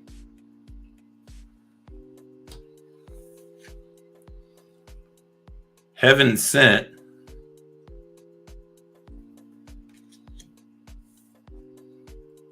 Faith in the process. And bring it to form.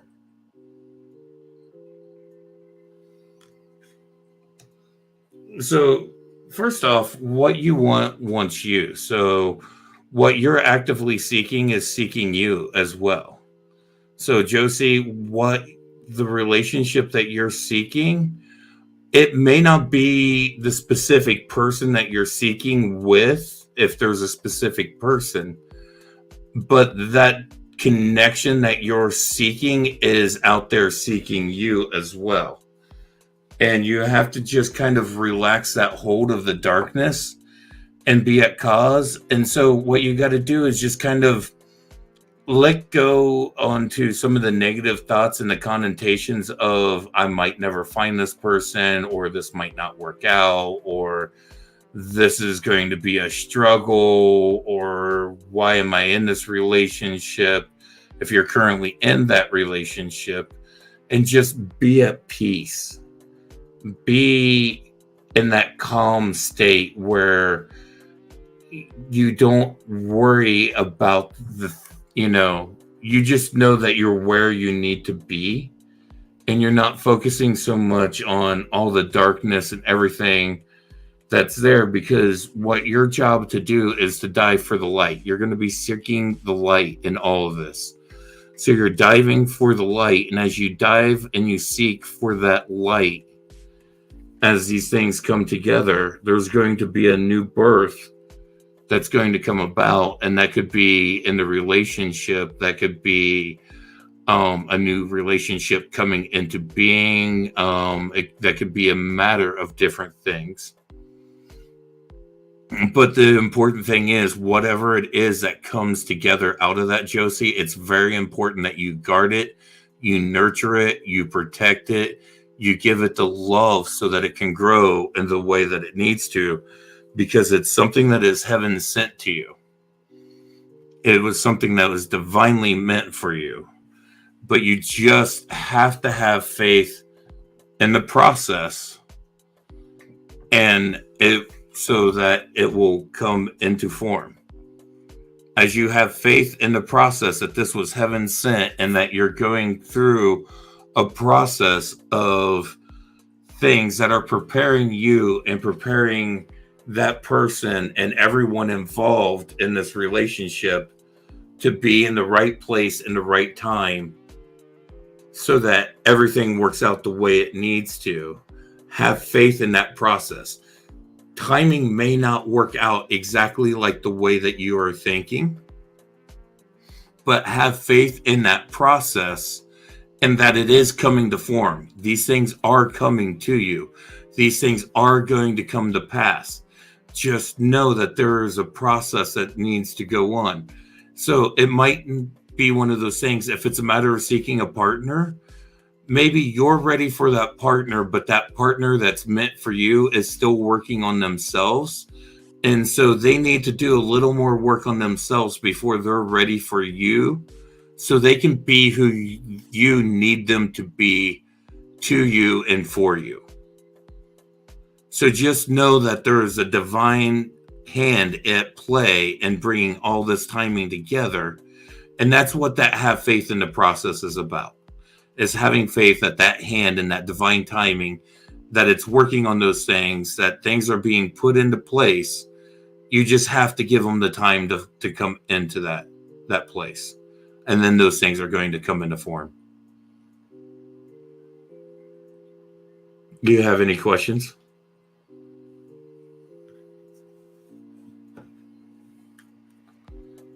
Hi, Daniel. If you'd like a reading, here's the information and stuff for readings tonight. Makes a lot of sense? Good. I'm glad it makes a lot of sense for you. And Josie, I'm so glad I could be your first full readings. And definitely pay attention. We're going to be doing some advertisements and stuff for the Halloween readings. It'll be myself and Tiffany and probably a few other readers. We're going to be doing, like I said, we're going to be doing readings all day on Halloween. Off and on, there'll be different readers coming in doing readings and stuff. We're going to rotate in and out. And so it'll be a lot of fun that day. We're going to just, we've got all kinds of ideas that we're working on and putting out. There's probably going to be some giveaways and stuff that day because, Halloween, you can't do trick or treat without having some treats to give out to people, right? So we'll see what we got. We will definitely see what we got. I've got some ideas for it too. Like I got several different ideas. Rachel, I'm probably going to go for a while. I just started about an hour and a half ago. Why? What you got going on? Or Rochelle, I am so sorry. I totally completely read your name as Rachel instead of Rochelle. I am sorry. And how are you doing, Rochelle?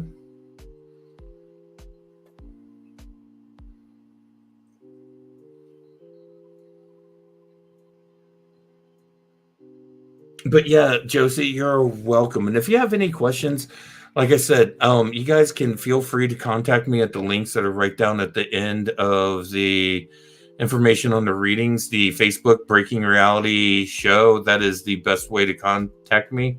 You can just send me a direct message through there, and I respond to those as soon as I can possibly get around to them.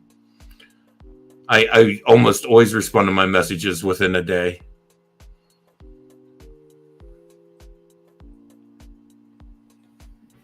Well, I'm doing paid readings tonight. If you're interested in getting a reading, I'm doing partial readings. I'm doing runes for $10. I'm doing partial, or what would be called a mini read, for $10, which that's a 4-card pool.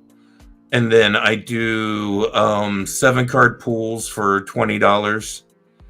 But I don't do anything on medical or legal.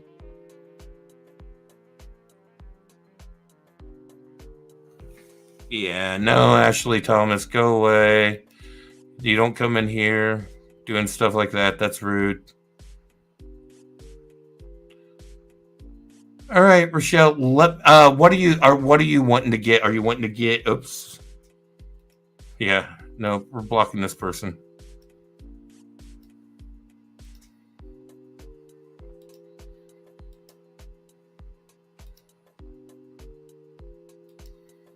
Rochelle, are you wanting to do a partial or a full?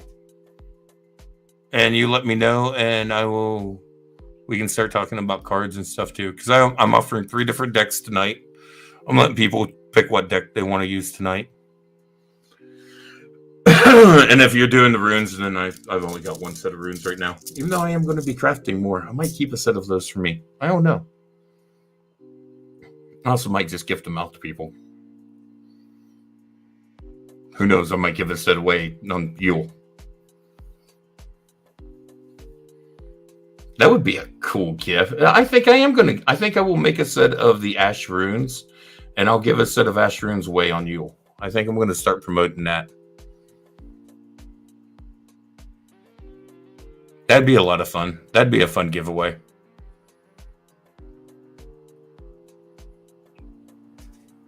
I used to do giveaways for the holidays quite a bit. I worked in the cannabis industry when I was out in California. I was a cannabis activist and a medical marijuana advocate and speaker.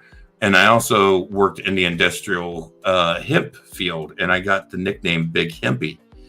and I done what was called the 12 Days of Christmas, where I would, for 12 days leading up to Christmas, I would give away different gifts. I would give away little prize packages. And I had so much fun doing that. Maybe I'll start doing something like that again for the spiritual community. We'll do we'll do something leading up to Yule or something, or I'll just give away a handful of gifts on Yule. Because I'm going to do live readings on Yule too. Probably every major Sabbath. I'll do every major pagan holiday and stuff. I'll probably do some kind of readings and do some kind of event, giveaway stuff. You PayPal'd me? Awesome. Let me check PayPal. Sacred Spirit Designs, is that you?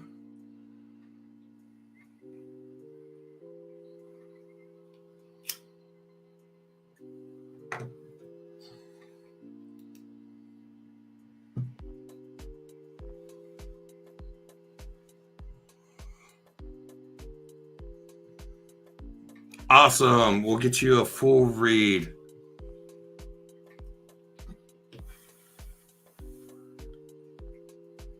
Do you want the Halloween deck, which is this one? It's funny that the Cauldron card keeps being on the bottom every time I pull this deck up. Because I have shuffled this deck a few times tonight. So that's the Halloween deck.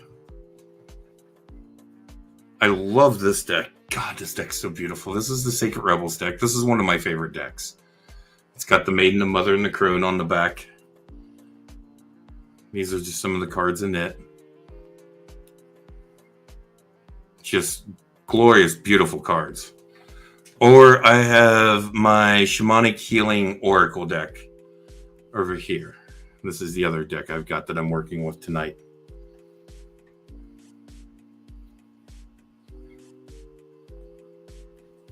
So, Rochelle, you let me know which one of those decks that you're interested in, and I will start a reading for you. And you let me know if there's anything specific you're wanting to read on, too, because that will help me.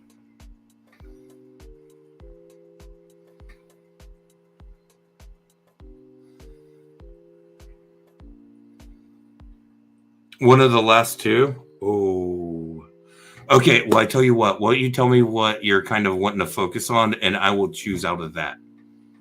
That will help me narrow down which deck will be the better of the two decks.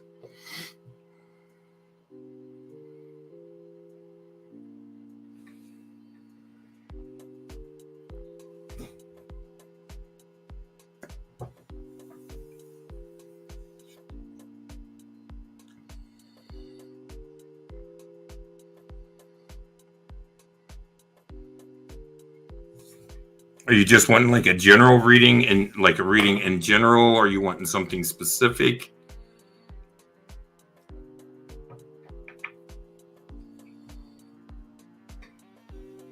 Your family life?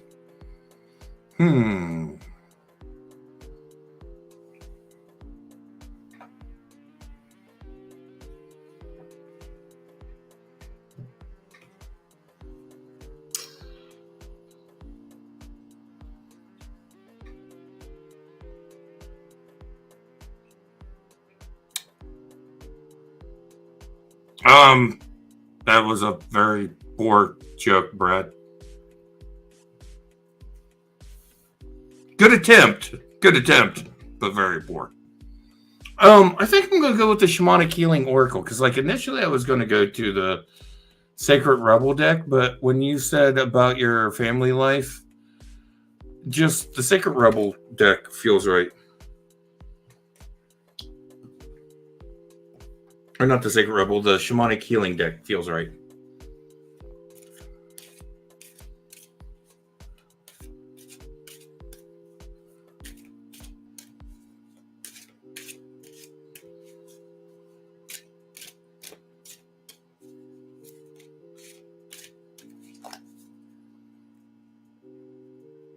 Hey, Cindy, how you doing? How are you doing tonight? Your son is a shaman. Okay, so the shaman deck works even better then. I love this deck. If he works with cards and he doesn't have this deck, this might be a deck that you might want to pick up for him as a gift if you ever want to pick up something like that for him. It's the Shamanic Healing Oracle deck. And it's a beautiful little deck. I love this deck. All right, Brad.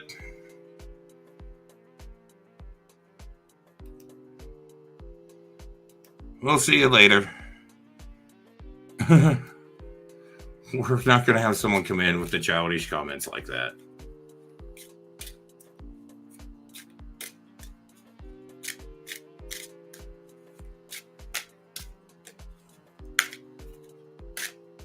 Yeah, I really, really like this deck, Rochelle.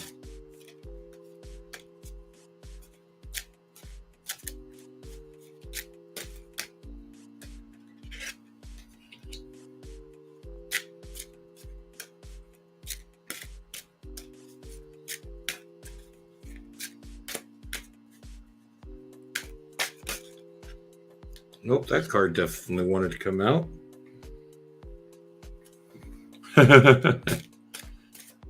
Like shuffling the cards, seeing which ones decide to jump out at me. Oh, that one like came out really aggressively. And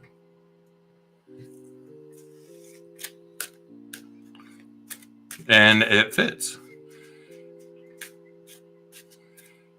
He isn't working with anything. He's learning his lessons. Yeah, there's a time for that. There's a time for learning. There's a time for working.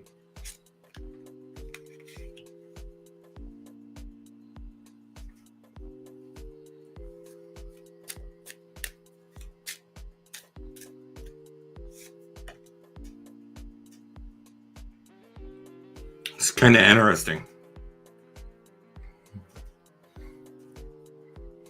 Is the question about home specifically around him and his teaching and his training? Is that kind of what you're searching for? Or is information on that?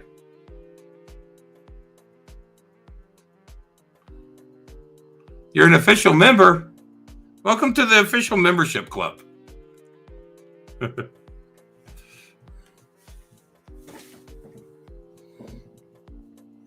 Because the cards you got, Rochelle, I'm going to go down through them and then we'll start an interpretation. But I'm kind of curious if that's what you was seeking knowledge on, because these cards are interesting. Your first card is Unlimited Possibilities. So this is your first card, Unlimited Possibilities. Your second card is Transformation.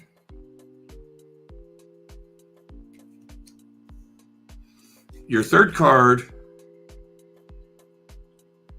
there's mental health and addiction issues going on in your family. Okay. The third card is Honoring Your Energy.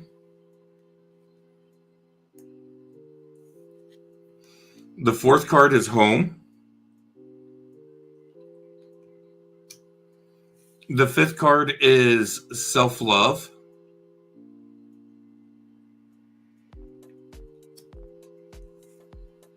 Your sixth card is Psychic Development. And your seventh card is Teaching. So, Rochelle, you start off with Unlimited Possibilities, which is really interesting, considering that this is saying that you've got basically unlimited potential at your fingertips with what's laying out before you. And so a big part of it is looking at the avenue that you want to head down and start down that avenue, but that avenue is going to require that there's going to be a transformation that's going to take place. And that transformation is going to be something that in that transformation process, the biggest thing that you've got to do and this is going to be a transformation for possibly just you, for your home, for the people that are going to be involved, the people that are involved in your home. But a big thing that you got to do is work on honoring your energy while you're going through this transformation. That's going to be a key part of working on that, is honoring that energy.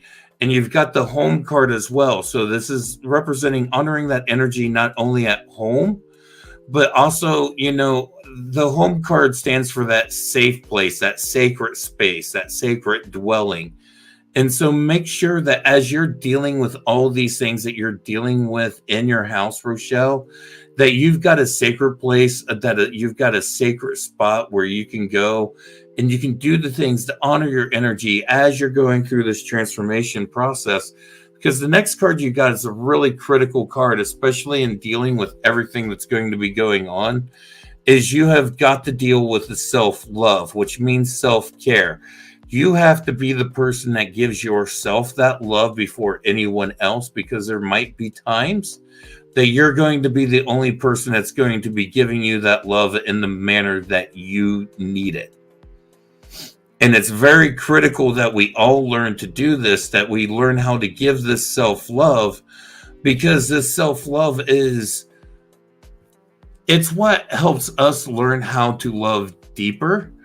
Deepak Chopra talks about the different stages of love, and he says the first stage is, you're in love with someone, or you're falling in love with someone, and then you're in love with someone, and then he talks about the final step is you go from being in love to becoming love.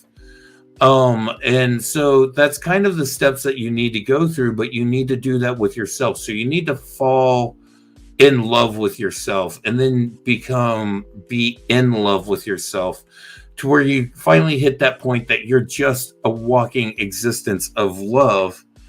And the big part of that self-love also leads into doing self-care.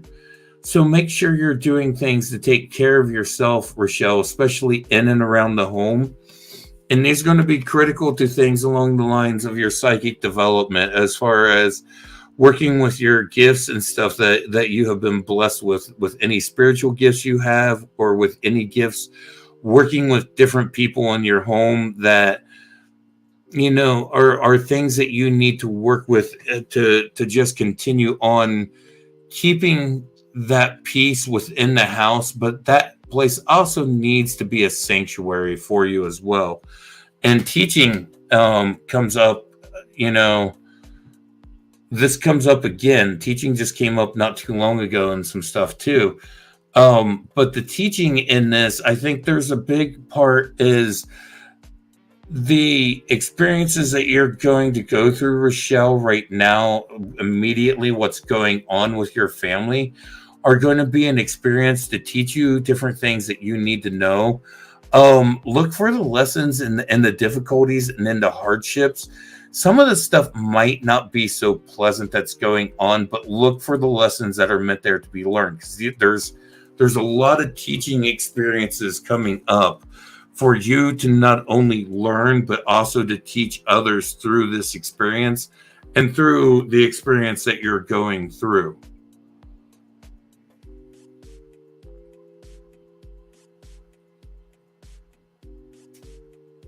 Do you have any questions, Rochelle? And whoever just came in and said hi, it just says Facebook user on my side when you come in through the groups. It doesn't always tell us who you are, so if you could let me know who you are. But if you got any questions, Rochelle, please, please, please let me know. You are so welcome. You are so very welcome.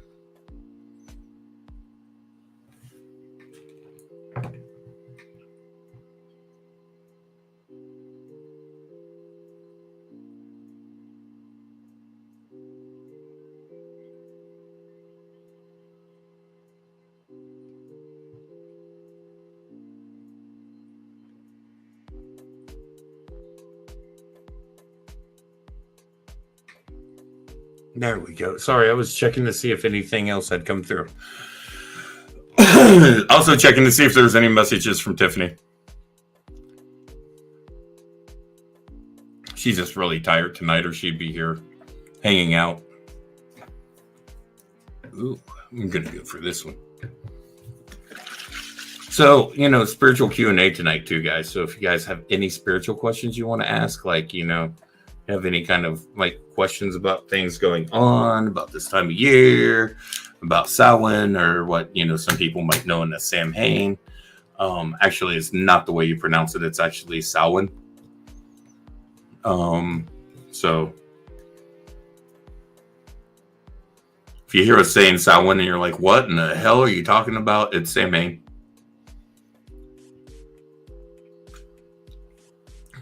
Also known as Halloween.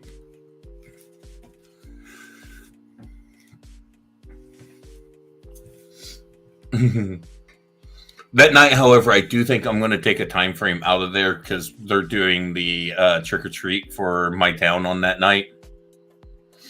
And so I do think I'm going to take like the couple hours that they're doing that, and I'm actually going to go pass out candy that night.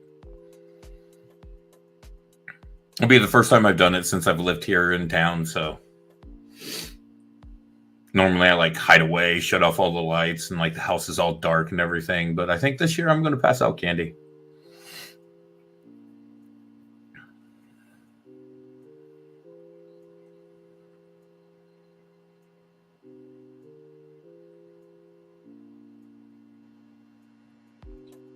Anybody have any questions?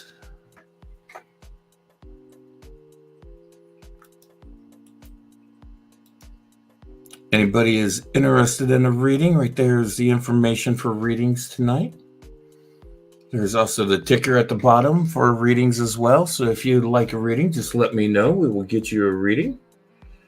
But yeah, we're just kicking it. We're hanging out, relaxing tonight. Done a few readings. Been having a good time. And I totally, completely do not get why the background music that I'm playing tonight is totally, completely different from the background music it was the other night when it's the same music. So, you're wanting a reading, Cindy? I can pull a couple cards for you.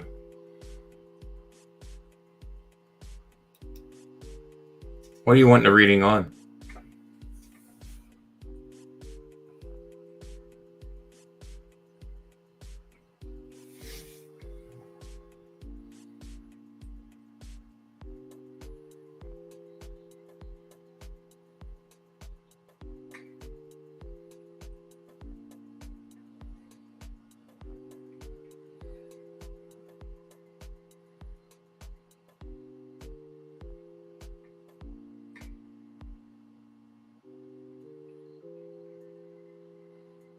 Yeah, what do you want a reading on, Cindy? Are you just wanting like a general reading or what?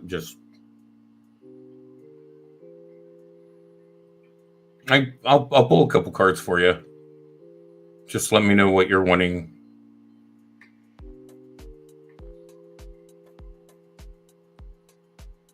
Just general? I think I'm gonna pull off of the Halloween deck for that then.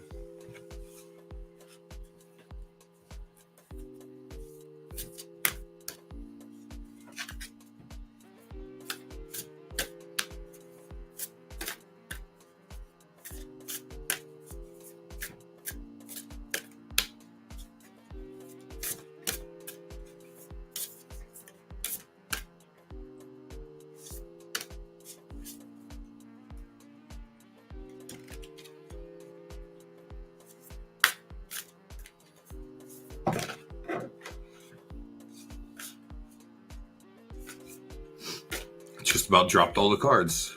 That's not a reading. That's a pile.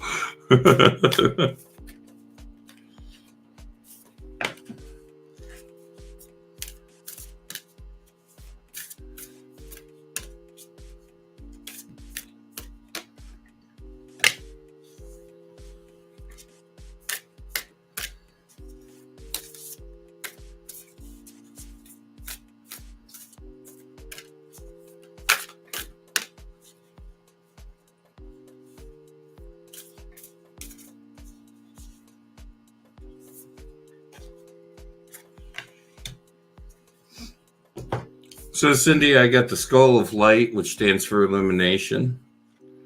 The Underworld, which is where all things pause and begin again. And the Apple, which stands for risk and reward. So, illumination will call you to stick to the light and stand in the light and not be focused on the dark and the things that are in the dark. The underworld can kind of, people see the underworld and they think, oh God, scary, the underworld. But the underworld's really where things just take a pause before we start on another journey. And so this is causing you to really just, as you're focusing on the lights, take a chance to pause and start things over again.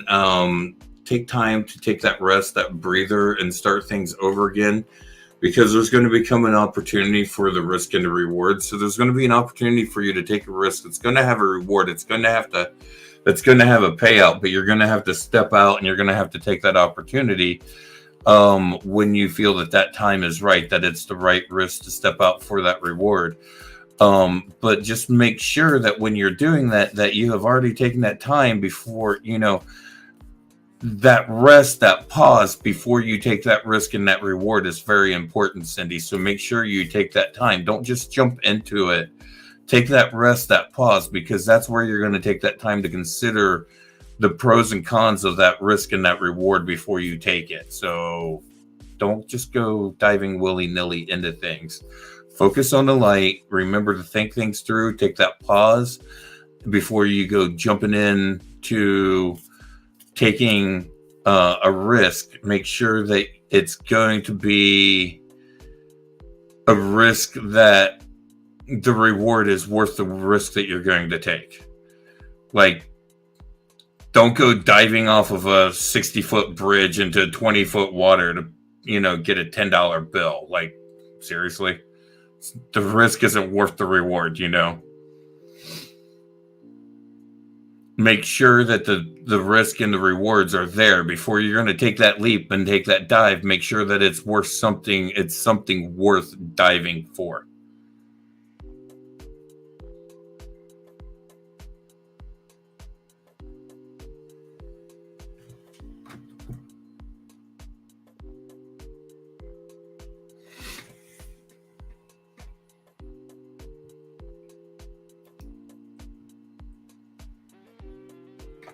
Any questions?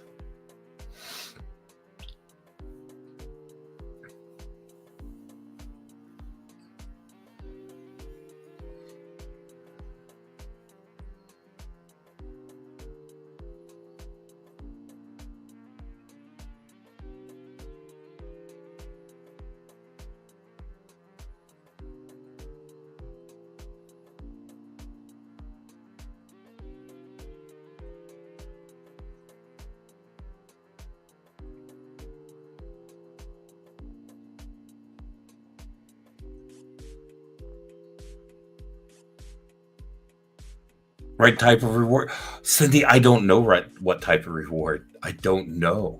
That's the thing, and it might not even be something that you might know what the reward is until the risk has presented itself, and then you see what that reward's going to be.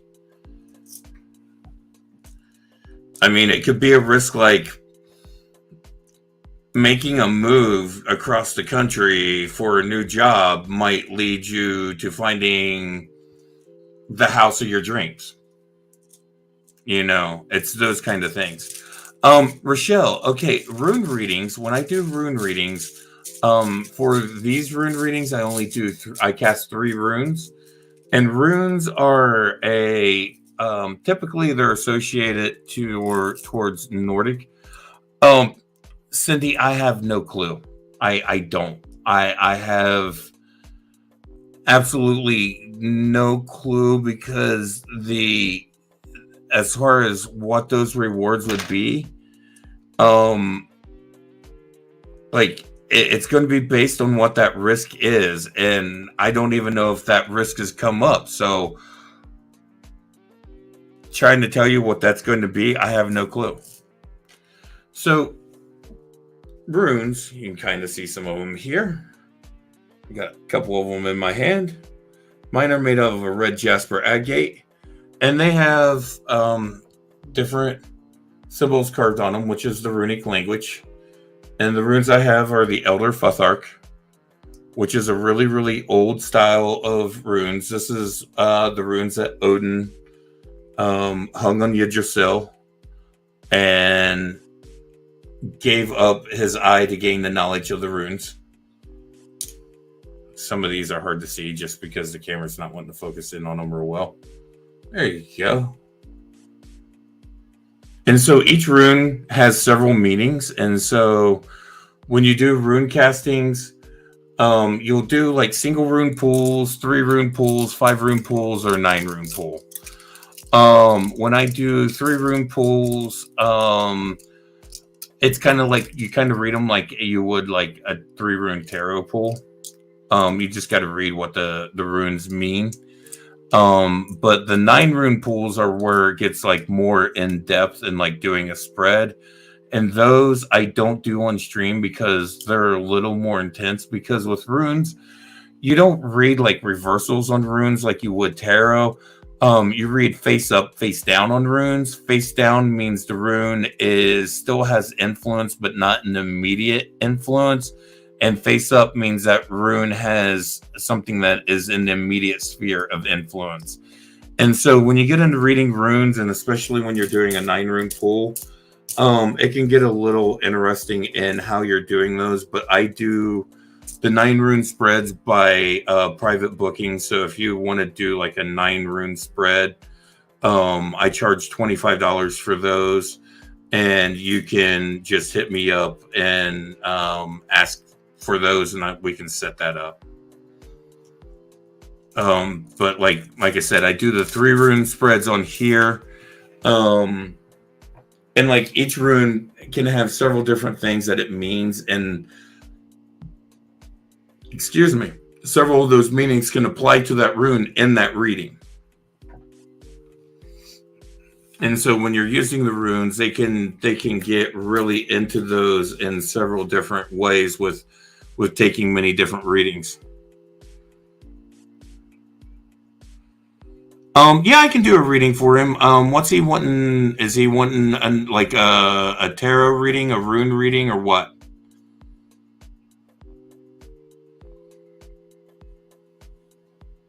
Or not tarot. I'm not offering tarot tonight. I'm offering oracle and rune. Sorry. Not doing tarot to the 31st, but I am doing tarot from then on out once I started on the 31st. Hello, Jocelyn. Well, it'd be Oracle. I'm sorry, Rochelle. What deck did he want? Did he want the Halloween, the Sacred Rebel deck, or the Shamanic Healer Oracle deck? Jocelyn, I am doing paid readings tonight, and here's the information for the readings. So if you would like a reading, you can let me know.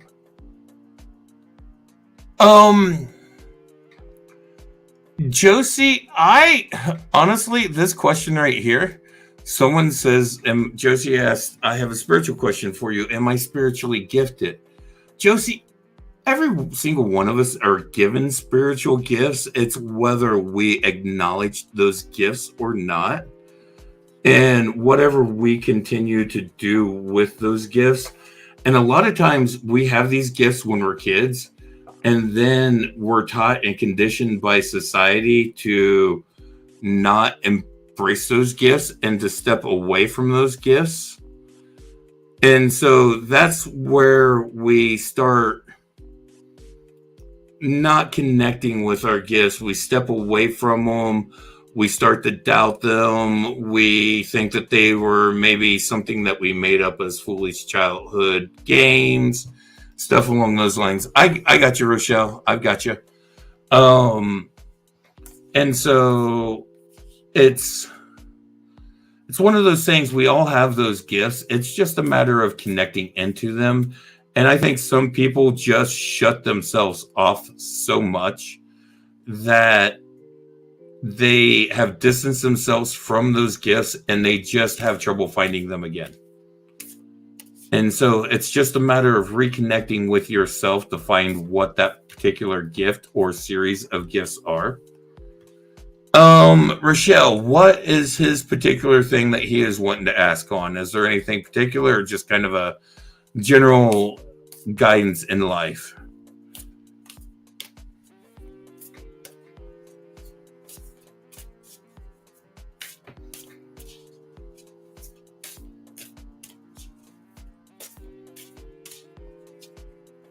You are welcome, Josie. And Josie, if you really want to kind of dive down those avenues and stuff, feel free to reach out to me. I'll work with you on some of that.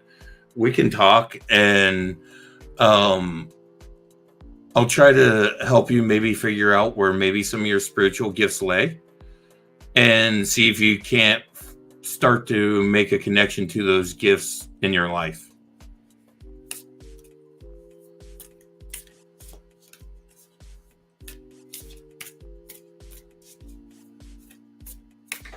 So I think we all have gifts. I think we all have talents. I think we all have these abilities. It's just how we tap into them and how we use them, and whether we even recognize sometimes that they're spiritual gifts, or that we've just shut ourselves off from our spiritual gifts because we've been conditioned and told, well, that's wrong. You shouldn't do that. That's not right. That's not how this is supposed to be. Things shouldn't be that way. It's one thing or another. People are constantly doing things to shut us down and belittle us for embracing our gifts. And it's really sad. And it happens a lot in our society where we're told as kids not to act this way or to think this way, or to they just quash things and crush spirits and stuff of the free thinkers and of the wild children and the ones that are just out there on the edges. And to me, that's where the beauty in our society lays, is those people. That child that just has that wild imagination that just comes up with these great and beautiful, brilliant stories. I had a friend whose son was that way. Just amazing, crazy stories he would tell all the time. He'd sit there and just be like, "Hey, tell me a story," and just off of the bat, that was it. He had a story for you right then and there.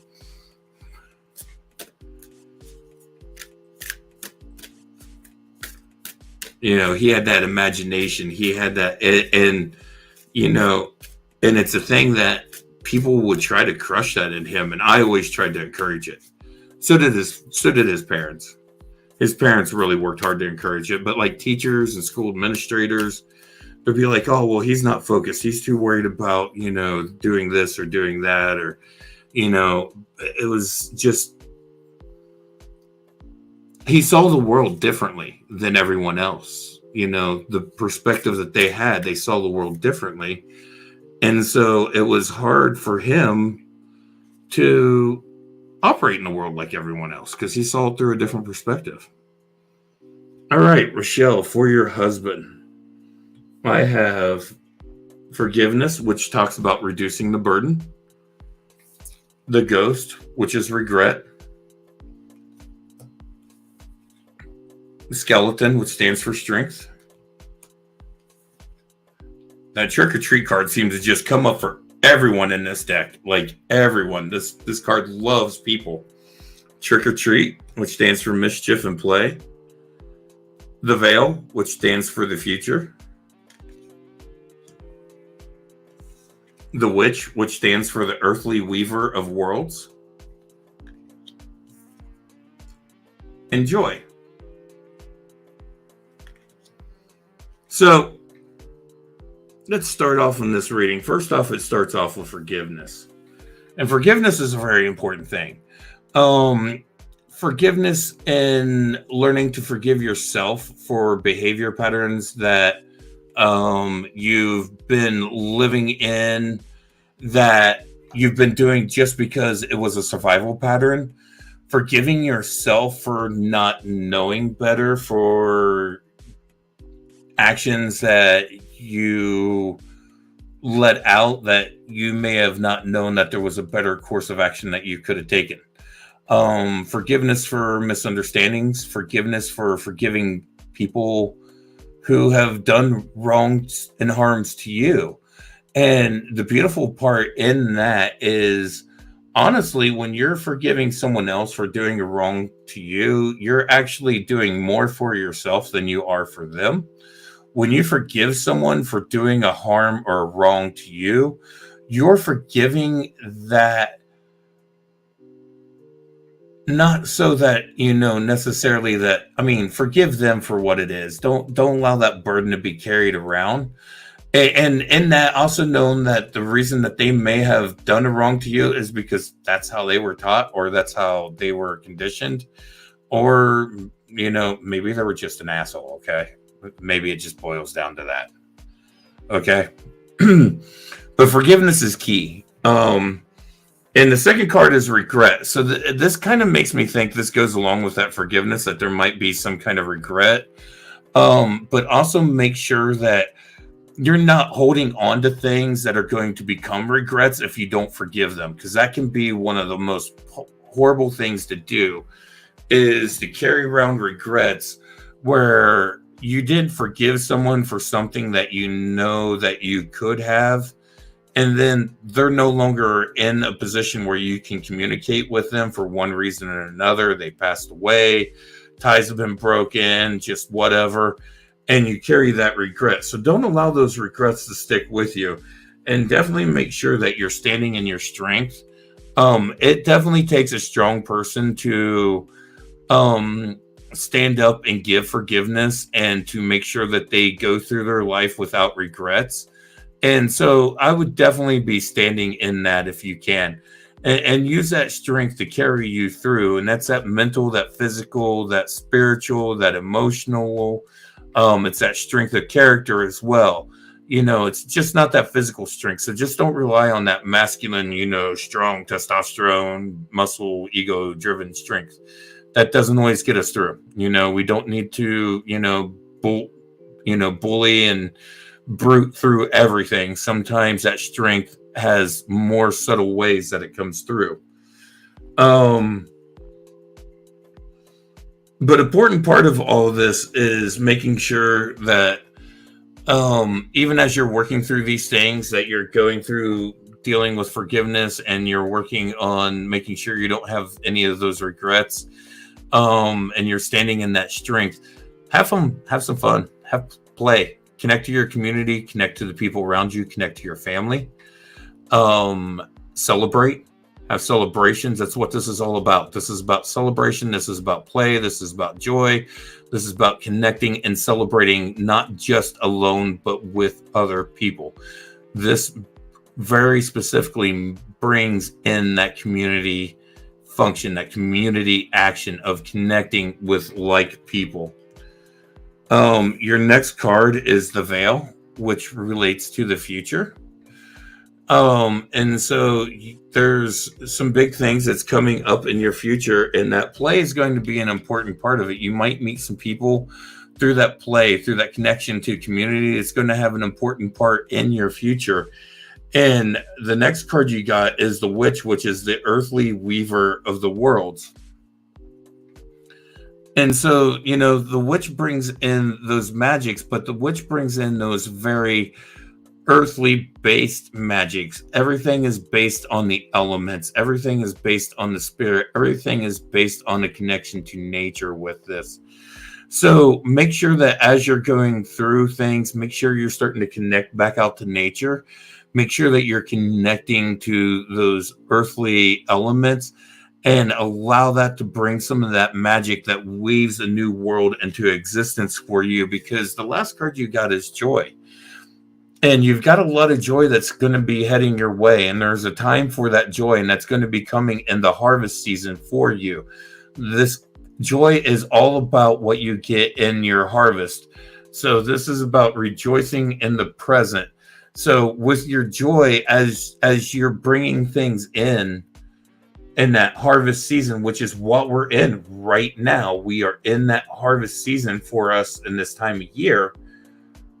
It's all about that joy. And the big thing is, like Eckhart Tolle talks about, he's got an amazing book called The Power of Now, which talks about staying in the present, in the moment.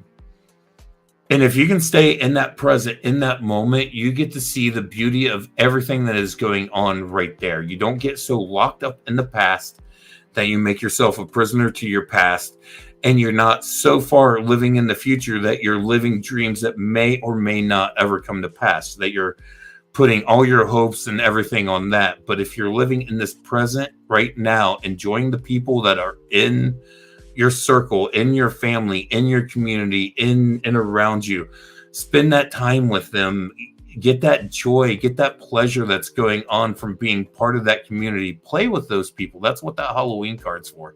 Have some fun, dress up, decorate, laugh, giggle, pass out candy, eat sweets, do some things, have some fun. That is an important part of what we are meant to do here in this life, is to experience joy, to experience pleasure, to experience fun, and to do that with other people, and to bring that into other people's lives and allow those people to bring that into our lives as well. Hi, Stephanie. If you said something, it did not show up after that.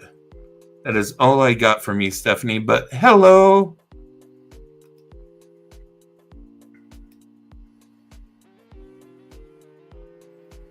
Rochelle, does he have any questions?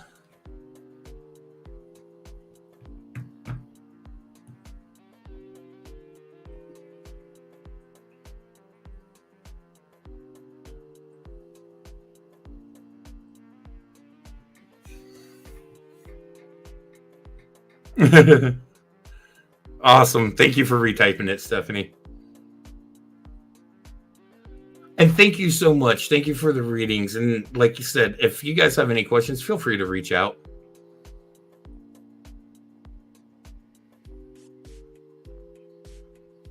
You can reach me at the Breaking Reality show, Breaking Reality, the show. At, you can find me on Facebook. Oh, it put that also right there, didn't it? Here, let me see if I can fix this on the banner.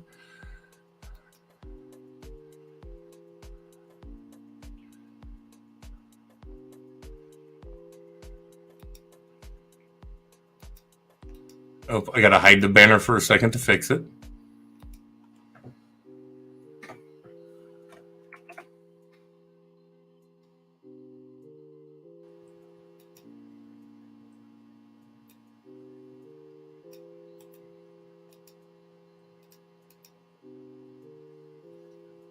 Let's see if that'll work. There we go. I'm alone. Tiffany is not with me tonight, unfortunately, Stephanie. She was just tired. She wasn't feeling real good, so she's just laying down and resting. I'm going to start doing this every Thursday and Saturday. And I told Tiffany if she wants to join me, she's more than welcome to join me. She can jump on and kick it with me. Anytime she wants to, she's more than welcome. She was with me on Thursday night, but tonight she said she just wasn't feeling it. And I was going to go live anyways. I'm glad I did. I've done some great readings for some people. I've had a good time tonight so far. It's not too late. I've been going for about 2 hours, 2 hours and 19 minutes. I try to go for about 3 hours when I do lives like this.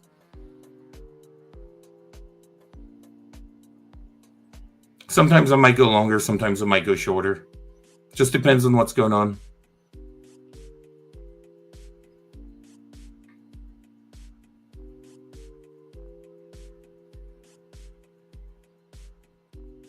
Thank you so much, Stephanie. You take care too, and you have a great night. If you got any questions or anything, though, I'm doing spiritual Q&A too, so.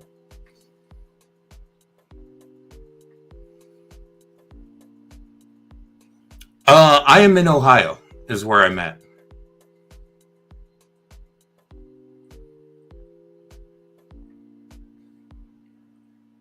And Tiffany is in Texas. So there's a little distance between us. It's just tonight, and she was tired.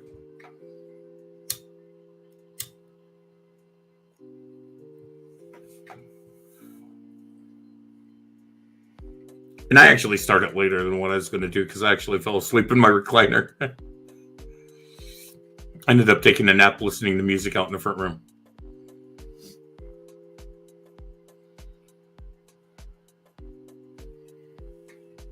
My dog climbed up on me. He's around here somewhere, I think. I have no idea where he's at.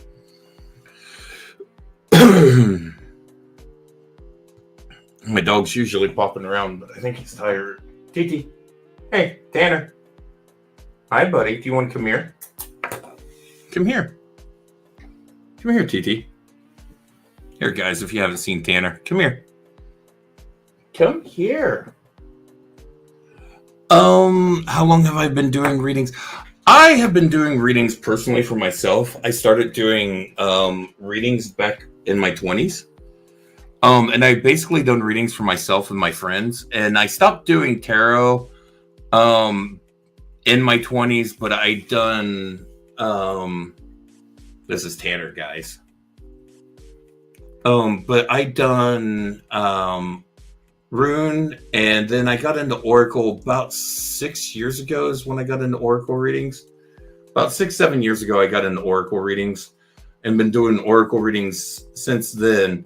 But I just really started doing stuff in the last few months as far as like putting myself out there on a more professional level with doing the readings like this, because I've always just done them for friends and family and just people close to me, and that was it. And this is Tanner. He is an Italian Greyhound Chihuahua mix. He is 11 and a half years old. Or no, he's almost 12 years old. I've had him 11 and a half years.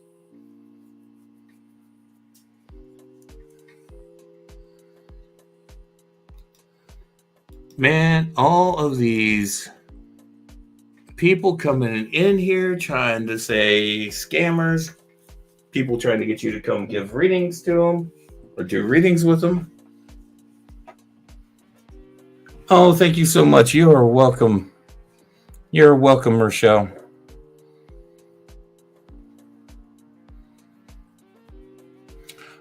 Stephanie, I am not doing mediumship. I had someone ask me about medium stuff earlier. I am not doing any medium stuff tonight. I am not set up to do medium work tonight. I don't have the tools and everything set up to do it. For me, when I do medium work, I just don't dive into it. I need to prepare for it in advance. I am just set up to do card readings and general just spiritual Q&A. So like that's more academia, more questions along those lines, not, diving into doing different workings, because I'm not prepared for those workings tonight.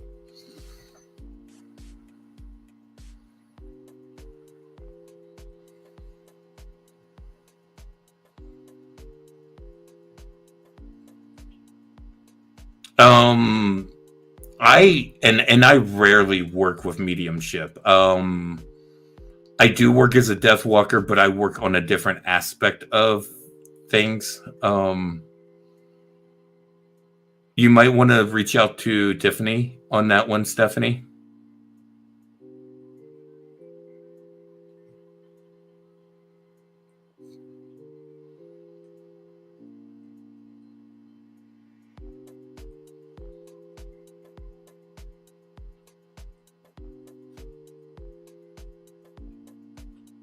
But yeah, I would definitely, with the mediumship stuff, I would suggest reaching out to Tiffany on that one.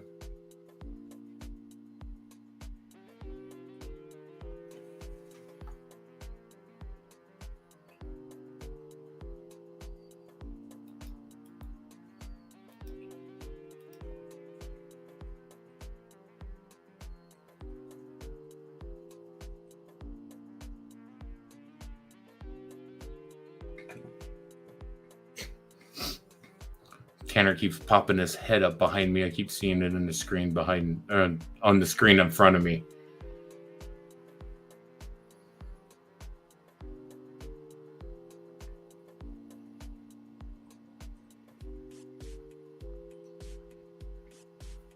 But yeah, so I'm gonna light some more Palo Santo.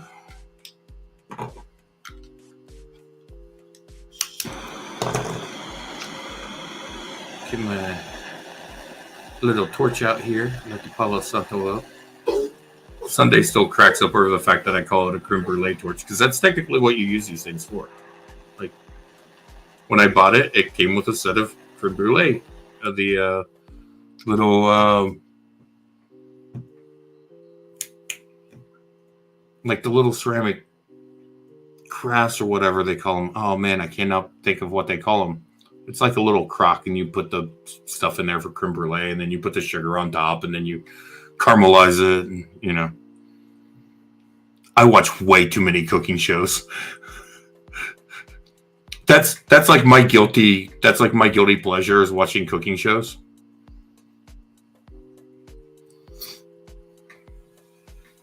Love watching different like cooking competitions and stuff like that. Thank you, Rochelle. You have a good night. Like, yeah, that's like my guilty pleasure, like baking competitions, cooking competitions, stuff like that, or just like in-depth cooking shows. Love watching that stuff.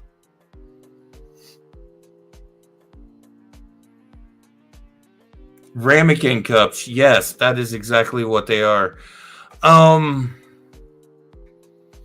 Do I see this with your boyfriend and your 4-year-old daughter being the right path for us all to be taking? Let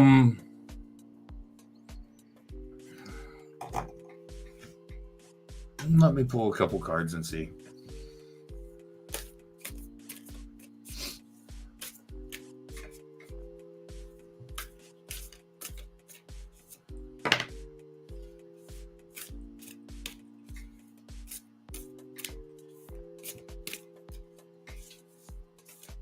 Because I don't do pendulums. I don't do pendulum readings, so I don't have the yes/no answers that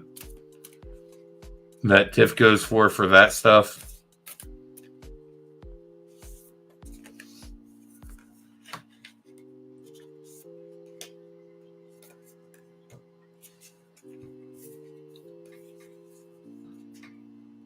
Well, what I got is free from judgment, free to love. And bring it into form. So, being free from judgment, being free to love, just means that you get yourself to a point where you're free from the judgments that other people are putting on you. So, like telling you their opinions, what they're trying to do. And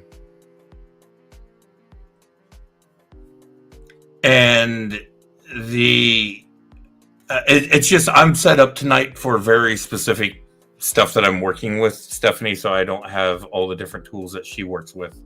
I don't necessarily work in the same ways that she works either. I have my own style of reading. But to bring it free from judgment, free to love just means getting past that judgment, those judgments that people pass on you. Or you place upon yourself, just so you can move past that point to where you can love. And the second card is bringing it into form. So move past judgment, allow love to flow, and then allow things to come into form. So I mean, to me, that kind of gives a positive indication along those lines. And so it's kind of a positive path along there.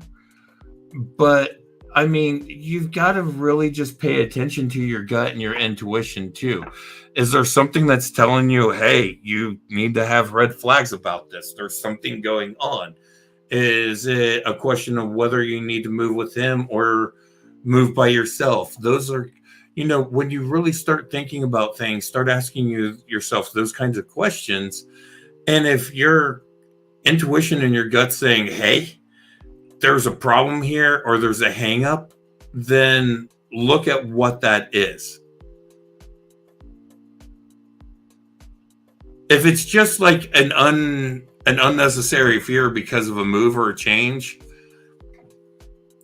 We all go through those. Don't allow those anxieties to hold you back, because that move or that change could be really critical. Could be really beautiful things come out of that. New connections, new people coming to pass, new avenues of connection for you. But if there are red flags that's there in dealing with this situation, whether it's a situation that you're moving into or who you're moving with or whatever it is, then address those red flags. Those are things that you have to legitimately be like, okay, hold on, red flag here. Let me go see what this is and address it. And, I don't care if you have had 15 people read cards for you, but if there's a blatant red flag in front of your face saying this is a bad situation, but these 15 people have read cards for you that says this is something, don't ignore that red flag. Don't. Like, seriously. And I'll tell you, even if I read cards for you and there's a red flag there and you try to take one of those cards and saying ignore that red flag, don't do that. Come back and talk to me. Say, hey, this is here in this situation. Don't ignore that. Those are there for a reason. Those warning signs are there for a reason. We get those gut feelings and those gut intuitions for a reason. Learn to trust those. But also learn the difference between when it's that gut feeling, that gut intuition, and where it's just like, man, this has changed. It's kind of scary. I don't know what to expect. I'm nervous about this.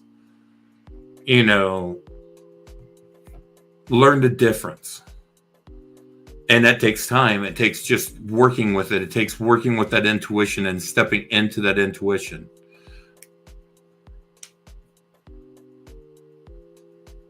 Those feelings are different, though, when you really examine them.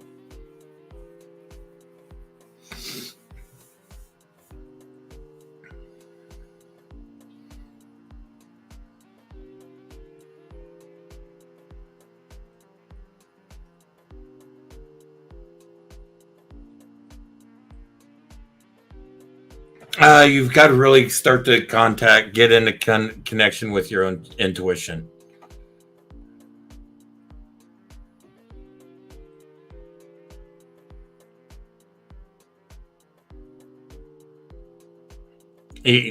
And to do that, take time to do mindfulness, do meditations, do breathing techniques, do things that bring you into a connection with your body, do things that bring you into a connection with your mind, do things that bring that into connection with each other, and feel those things and learn to sense when things in your body are talking to you, because your body will talk to you in situations.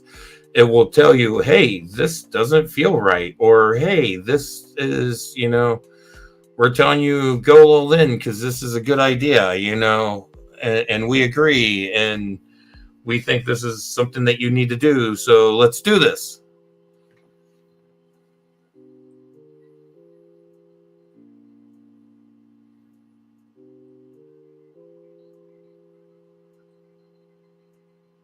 So it's a matter of just learning your intuition and learning to trust it.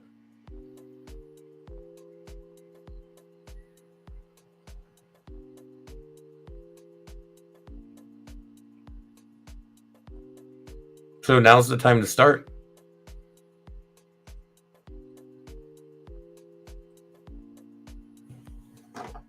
Stop saying you're meaning to and start doing.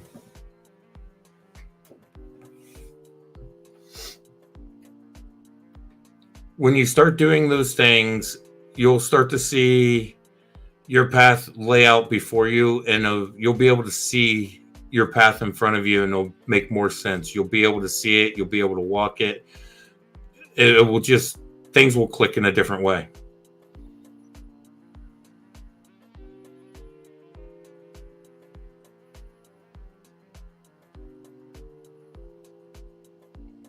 Things will definitely click in a different way. I mean, I was trained in meditation through martial arts, so I learned meditation in a different style, and then I learned it from a spiritual aspect, and so it was strange how I learned. Honestly, it really is a process. What I would do if you have trouble starting off with meditations is start off by doing guided meditations. Find guided meditations where you can listen to someone walk you through and them talk you through the meditation.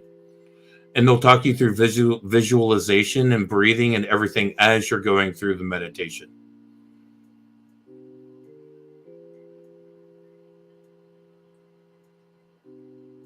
That's where I would start.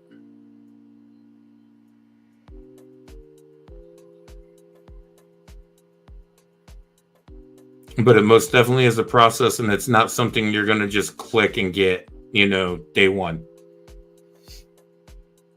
You may, but don't expect it to be a click and get it day one. You may get it. You may connect with it right away, but don't necessarily expect it to be something you're going to be like, oh, hey, I sat down and 20 minutes later, I was connected to the whole universe.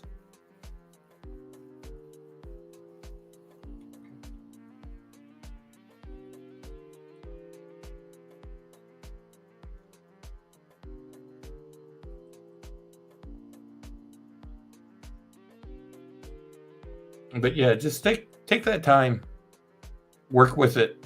Breathing techniques, working on focusing on your breathing, paying attention to your breathing, very, very big.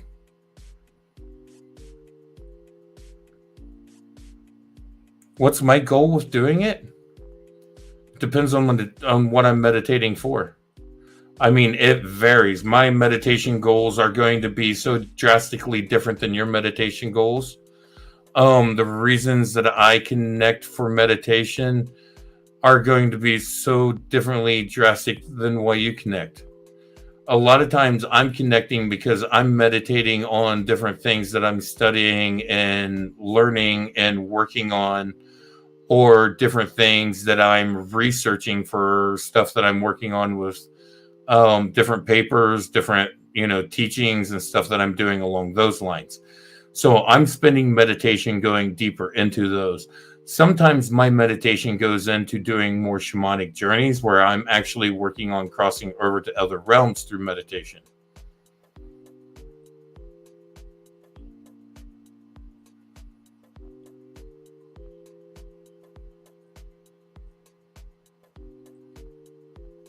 But what you need to work on meditation wise is whatever is prevalent in your life that you need to be working on for yourself. Then that's where you need to be at meditation wise. I'm in a different spot. I'm in a spot of someone that is doing this as a spiritual practitioner that is doing a lot of research and study on different avenues. And so I'm using my meditation time to focus in and on those so I can gain a deeper understanding and a deeper knowledge of those different fields and stuff that I'm diving into and working into and researching into on deeper levels. Sometimes it might be as simple as pulling a card and meditating on the symbols and the different symbolism in that card and the meanings of those symbols.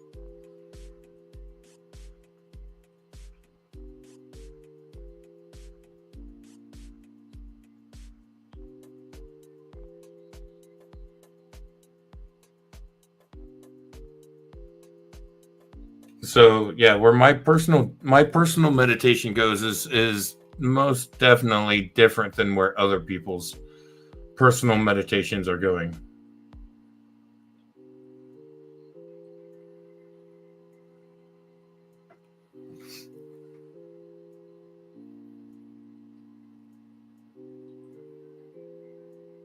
And even like my fellow peers and stuff that I work with, and like some of the other people that I work with, um when we meditate, our meditations are different.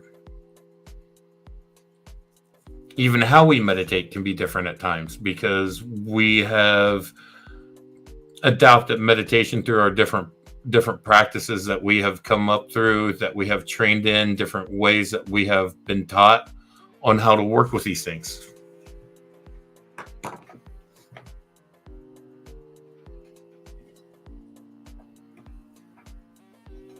So all different avenues and paths.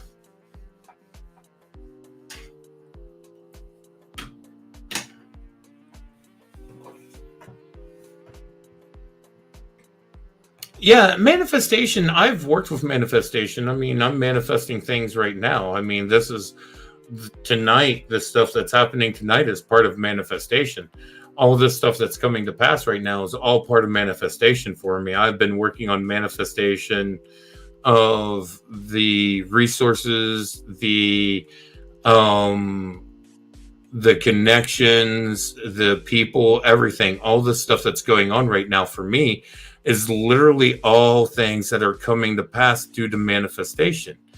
One of the biggest things that I can tell people on manifestation is when you're working on manifesting something, gratitude is key. And not gratitude when you receive it, but gratitude that you are already receiving whatever it is you are trying to manifest while you're in the process of manifesting it. So if you're trying to manifest income to pay bills, come at it with the attitude of, I am thankful for the money that is coming, that my bills are going to be paid, that I'm going to be taken care of, that I'm going to be financially stable, that I'm going to be financially taken care of, and that I don't have to worry how I'm going to make ends meet. But you got to come at it with that attitude of gratitude. If you don't have gratitude for these things in advance, they're not going to show up as timely as if you show that gratitude for it. And then also, if you have a poor attitude, if things aren't showing up in your time frame and you start getting an attitude about it, it will block blessings, it will block manifestations from happening. I've seen people just about take themselves out of having a living situation because of it, because they were so negative in everything they was doing, and they were being so pessimistic about everything that the people that were trying to help them get a living situation almost didn't want to continue working with them because of that, and they were literally about to block themselves out of something that they were trying to manifest. And part of manifestation isn't just sitting there going, okay, well, I need $50,000 to pay off my debt. I'm going to sit here and hope $50,000 mystically, magically drops into my bank account. It's not how manifestation works.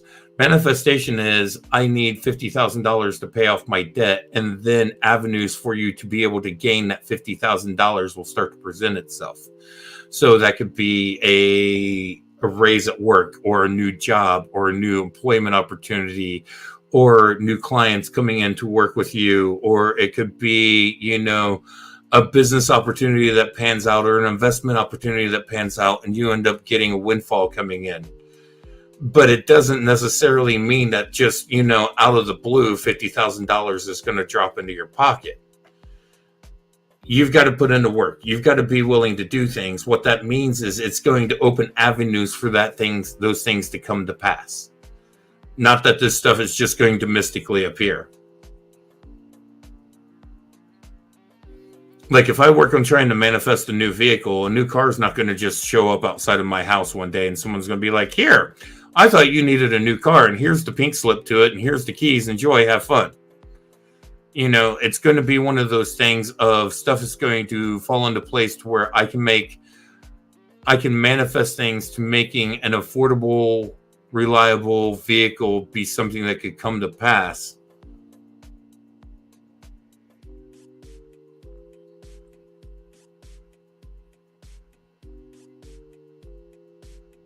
And now the universe might make that come to pass as a used vehicle that meets my needs, or it could flip around and say, hey, here's a brand new ride, enjoy. But I also have to put in the work to be able to make that happen.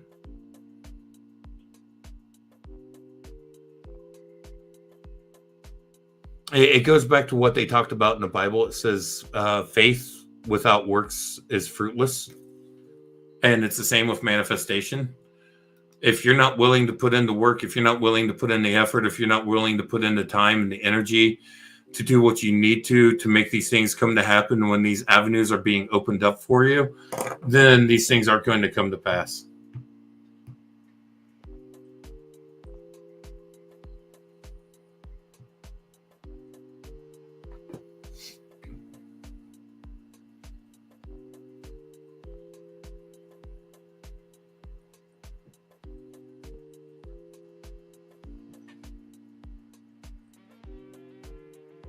But we just hit 2:22. I got a little later start tonight than I really wanted to. I think I'm going to go ahead and call it there for the night. You're welcome, Stephanie. I think I'm going to go ahead and call it there for the night. I think I'm going to try to start to wind down and try to get some sleep here before too long. But I want to say thank you to everyone who came out tonight. I want to say thank you to everyone who got a reading. Thank you for everyone who came out with all your questions and was hanging out tonight. I will be back on Tuesday evening at 9:30 p.m. Eastern at the youtube.com /C/Breaking Reality Show. You can find me there. We will be doing a live roundtable discussion that night. It will be a spiritual roundtable talking about spirituality, metaphysics, and mysticism. Tiffany usually joins us on those nights, and I have opened up for a few other people to possibly join me on those nights as well. And so hopefully we will have some people there on Tuesday evening. Hopefully we'll see some of your beautiful faces there as well. So take care. Have a night. I love you all, beautiful souls. Take care and blessings.